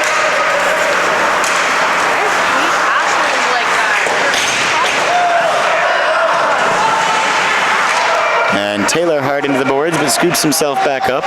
Huskies goal scored by number 10, Christian Cinderella. Assisted by number 22, Stephen Chu. An opportunity perhaps for the Ducks behind the net, still with it. And trying to do a bit too much there, just too much, was Matt Stone. Ducks behind the net, they'll try and tip it home, they did! Sammy Rosenberg makes it 5-2. Don't go home just yet, folks. A brute strength goal from Sammy Rosenberg to knock that one home.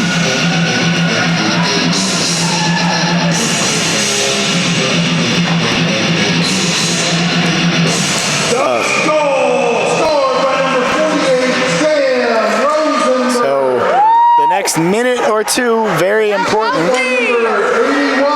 5-2 our score.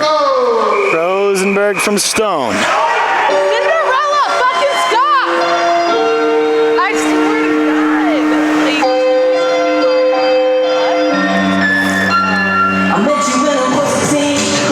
3-goal deficit for the Ducks. Little bit of life breathed into them though. And this time it's Washington who has a man knocked out of the face-off circle.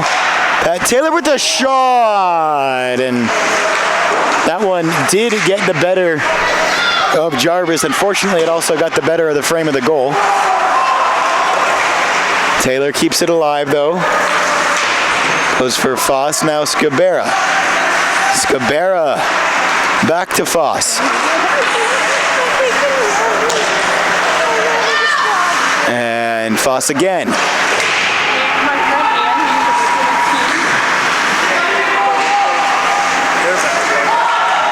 And still trying to poke it. Ducks with another chance. Here's Scabera centering. Do they get it through? Puck loose behind the net. Can they knock it home? It's loose somewhere. I've lost sight of it, but credit to the ref because he didn't. And now back out to the blue line again. Loose in front again, and that time Jarvis will pounce on it. 10:05 left.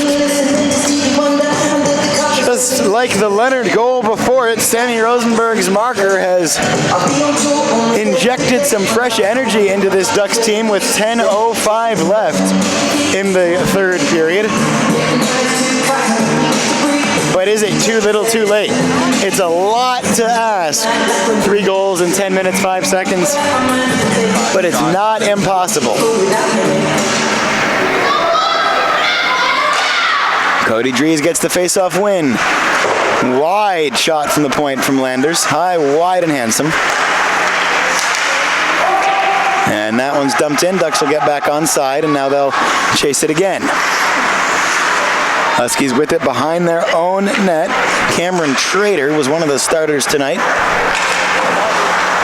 freshman defenseman out of Benton City, Washington. Landers throws his weight against that, or that was McClare again, excuse me. Shot there, scores! 5-3. Here we go.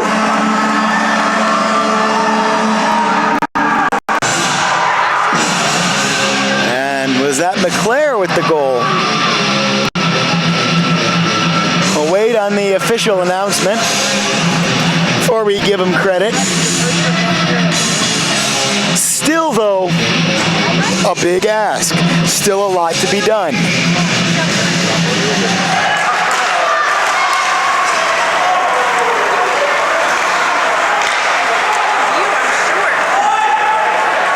Alec Mingle will get to that.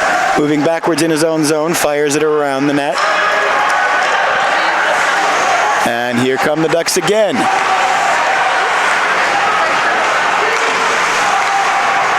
Mingle dumps it in. Ducks get back on side. Now they're pressuring Washington a little bit. And that one thrown to the length of the ice will be icing against the Huskies.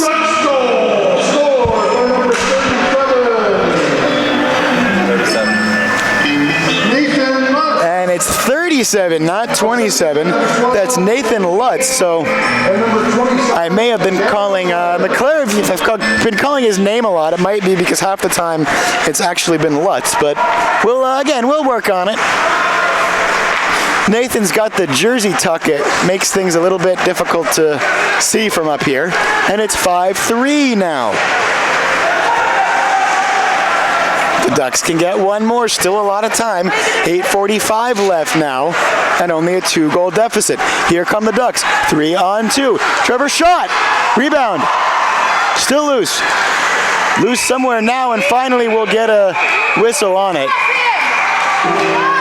Shot had a chance there.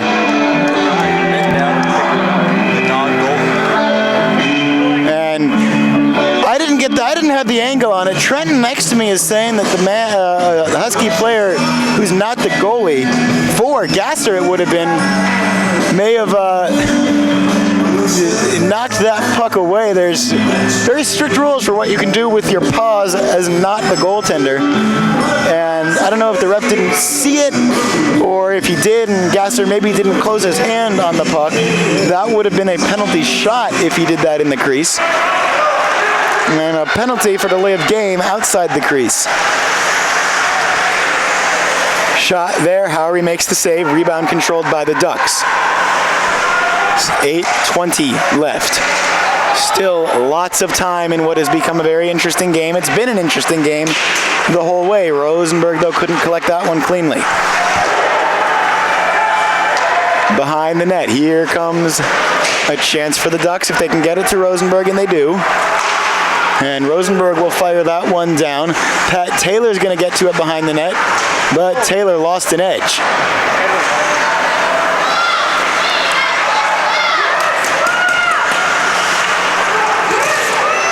Rosenberg now trying to get around, and Rosenberg's not going to get around guys very often and might be tangled up with the Husky there behind the plate. Who else but Troy Gasser, as they both get up and both go about their business. Shot through, and Rosie trying to get that behind the net.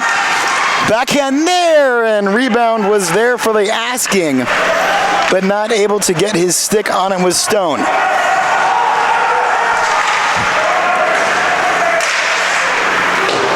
Mingle fires it in. And shot from Mingle, kicked away. And there's Lutz again.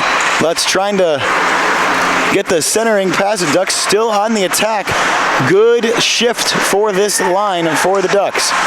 Rosenberg again tried to play it off the back of the net.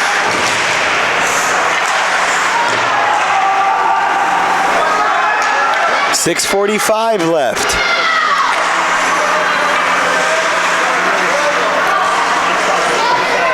Still 5-3 Huskies. The Ducks have scored 2 goals in a row, though, for the first time in this game. 6:28 left.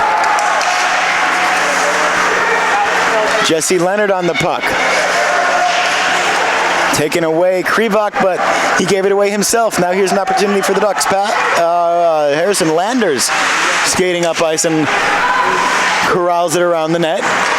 Centering pass, but no one there, and Washington takes it. 6:06 left third period, 5-3 the score. And grabbing back to get that one is Bennett Jarvis.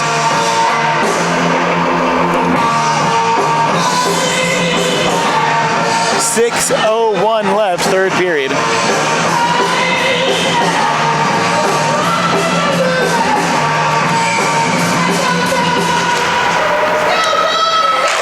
And Ducks trying to make something happen in the third period. Boy, they made it difficult on themselves.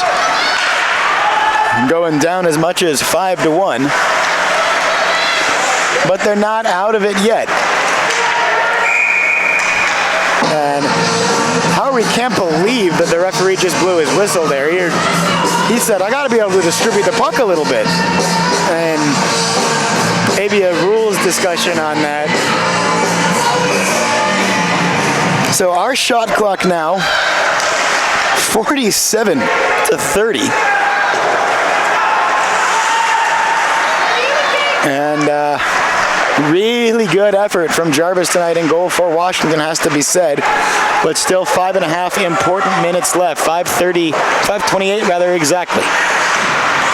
Dump behind the net, no one there. Toller giving chase, and he'll try and get in. The ref got in the way a little bit. Want the ref to be right on top of the play, maybe not quite that much. They'll dig it out, do the Ducks, and they just do keep it in the zone. I'll get the line change though. New bodies out there. It's the top line. Foss, Scabera, shot. And there is Trevor. Oh, they were good connection there between Trevor Schott and Nick Scabera, but there was somebody right in the way. Schotty made a nice little drop pass there. 4:40 left. Ducks would like to get their next one quickly if they have any chance at completing that comeback. Here's Schott now. Schott through stick checks. Still with it is Trevor Schott. He goes now to the point. Alec Mingle. Mingle fires a shot through and it didn't get all the way on goal. Now they go back for Trevor Schott. Scabera standing at the blue line. He'll take a shot, kicked away all the way into the glass. No rebound opportunity left there by Jarvis.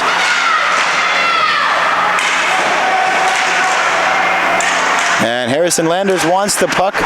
Can they get it to him? He's still in some space. Now they get it to him.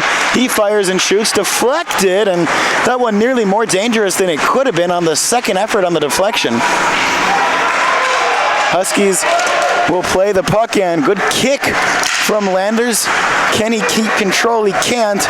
Backhanded in the zone, dumped in by the Huskies. Both units will get a new group out there. 3:32 left. Oh, Huskies lose the puck, and then they take it right back. Washington player fell down there, but must have been able to throw his stick back, and nice goal there from Washington. That's probably going to wrap us up again, 6-3. Howery couldn't move laterally quite quick enough. Did not see the number there. Looks like Cinderella again, though.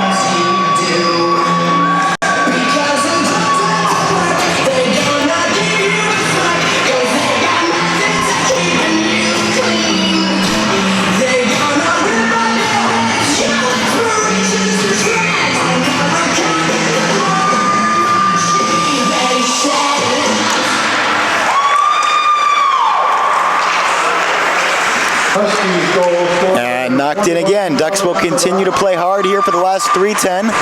Jake Yale, backhanded centering pass, hit the side of the net. Time of the goal, 16:43.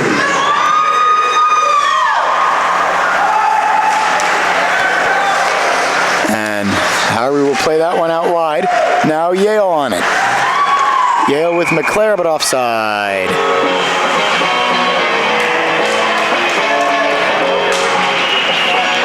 .249. Doesn't look like it's in the cards yet for the Ducks. But stranger things have happened.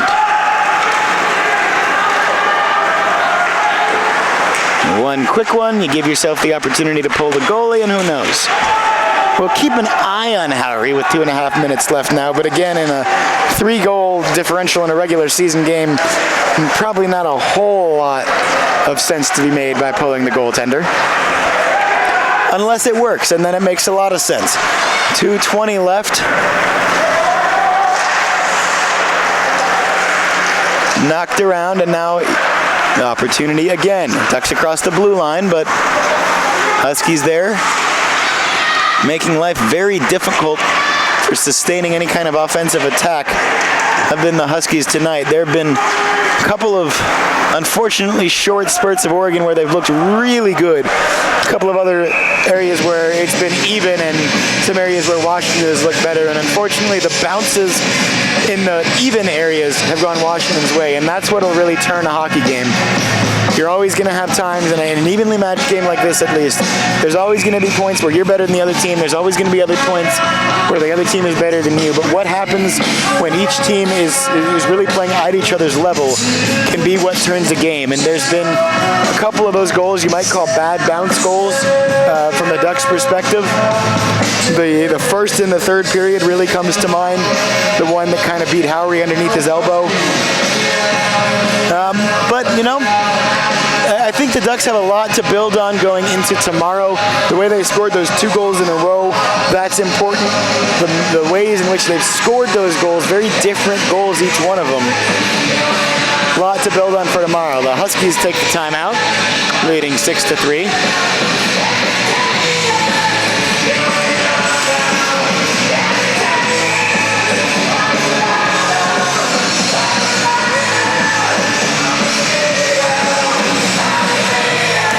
Don't forget, we'll do it all tomorrow. A day game tomorrow, so don't get too crazy tonight, folks. We'll try and get you done as soon as possible to kick off in the Oregon-Washington football game, but we'll probably end up missing a little bit of that. Penalty is going to be called there against, looks like Lander's interference, the call. He can't believe it.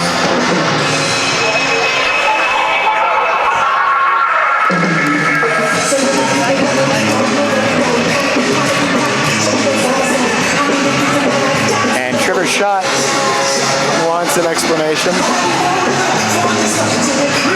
Landers had a nice punch for the penalty box glass there.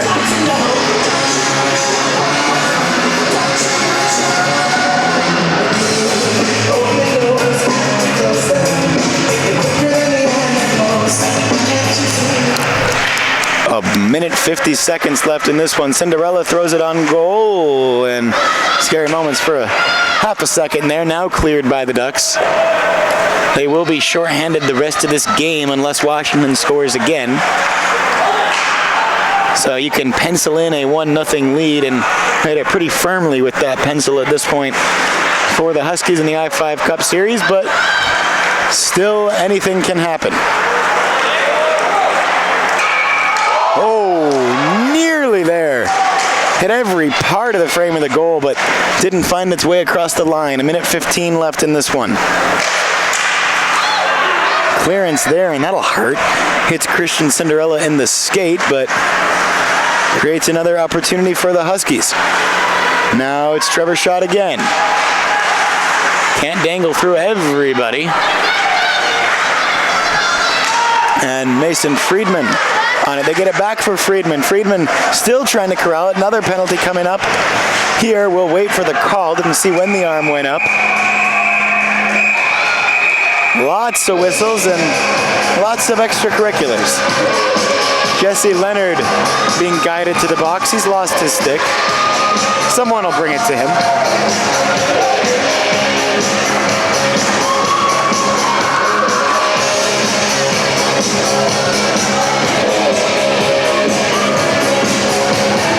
And Nick Scabera take a penalty too there. He did.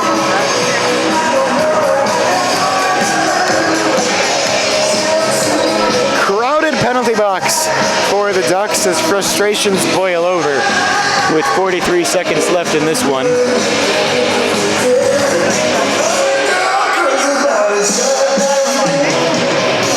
And Jesse Leonard going to be asked to take an early shower. So they may have called a major on Jesse. And minors on everybody else, unless we see anybody else sent to the locker room early.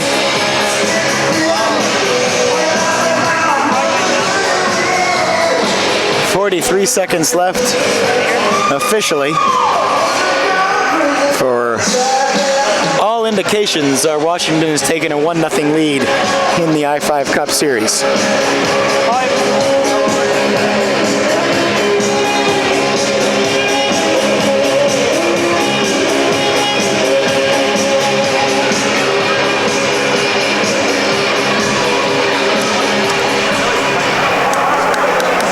They put 2 minutes up there for Scooby.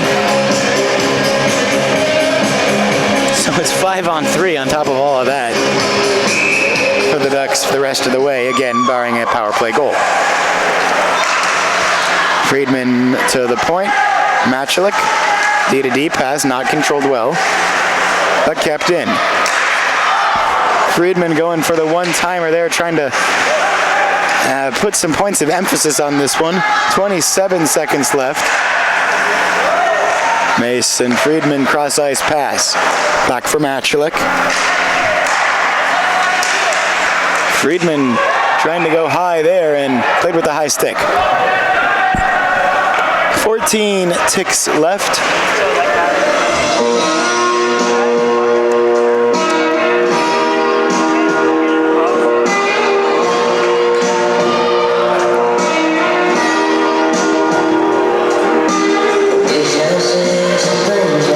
Tough ask for the Ducks in this position. It's the first game that they play on their season schedule that will count. It's only the third game, even if you count those two Southern Oregon Spartans games, only the third game they played together. Washington had 2 exhibitions and 2 games. So they've got 1 real series ahead. And they've got more time just having played together in general. It showed tonight a great performance from Washington. They take the 1-0 lead in the I-5 Cup. Hats off, it has to be said, to the freshman goaltender, Bennett Jarvis. We'll get the official count on shots again by our clock. We're the ones keeping our own shots tonight, so maybe you at home had it different. We've got it 51-33 overall. And player of the game, I think you got to go with number 1, Bennett Jarvis. J.D. White also looked good for Washington. We knew he was going to look good. Krivak was good as promised.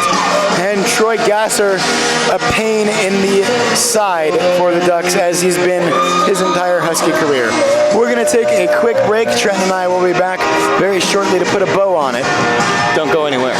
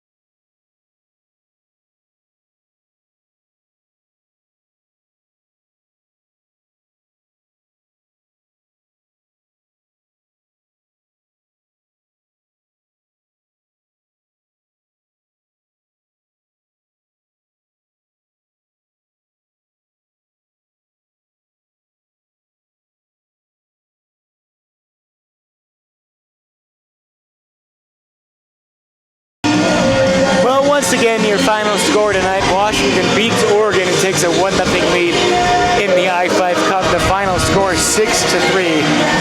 And Washington really did lead the whole way. It was 1-0, 2-0, the Ducks were able to make it 3-1, but then Washington got the next two to take a 5-1 lead, and just too tall an order for the Ducks at that point. Oregon does have, they've got things to build on from this game. It has to be said, there was plenty of good sequences for the Ducks. Huskies were able to just get in the way of passing lanes a lot, make life hard for the Ducks, and that's been the story of the last couple of years. Washington plays a game that you sit as a Duck broadcaster, a Duck fan, a Duck player, and you think they didn't play that much better than us, but No, not really. They frustrate you. They frustrate you, and they make it hard for you to do the things that you do well. And they did that very well tonight, but it could be a very different game tomorrow. Oregon, what they did do tonight is they never really let the game get away from them. And we did see that happen a few times last year, where once they got down a few, things fell apart. And things never really, even when it was 5-1 tonight, things never really felt like they had fallen apart. So that's very encouraging for the Ducks. They've got a lot to build on. And who knows if Bennett Jarvis is even going to be able to stand tomorrow. I don't think he is. Washington. He faced a lot tonight, of course. He's a fit guy. They're all fit guys. But not common that you see only one goaltender on a roster. And that's the boat that Washington is in now. For Jackson Howry, never liked to give up 6 goals, but he looked pretty good tonight. Made one spectacular save, reaching across his back, knocking the puck out. Another couple of good glove saves. His angles look good. He got beat by a couple of good snipes and a couple of good tap-ins where there was nothing he could have done about them. And then, of course, the goal that went off one of his teammates' elbows that just took a weird spin. Yeah. I don't even think he saw it coming. No, he didn't after the deflection. And that kind of stuff happens in a hockey game sometimes, and sometimes it's just not your day. And unfortunately for Oregon tonight, not in the cards. But 3 games left in the I-5 Cup. They get the win tomorrow, and they go to Washington needing to get the split to force a shootout, or get the sweep at Washington to win it there. Any final thoughts before we wrap this one up? Well, I mean, you look at the scoreboard and you think Oregon really wasn't in it, but like you were saying before, they were in it the whole time. They never really got out of it. I mean, at one point it was 5-1, and then they just reeled off 2 goals really quickly. And some of these goals, if you're Oregon, you got to look at this game and be okay with it just because you outworked Washington pretty much the whole game. It's just one of those things. Lady Luck wasn't on their side. I mean, just a few of those goals that probably wouldn't go at 9 out of 10 times went tonight, and we could be looking at a completely different game. Yeah, absolutely. Well, that is going to do it for us. Take care of yourselves this evening. We will see you tomorrow afternoon. Different duck time, but the same duck place and the same duck channel. We'll have more hockey for you. Thanks so much for joining us. Have a great night.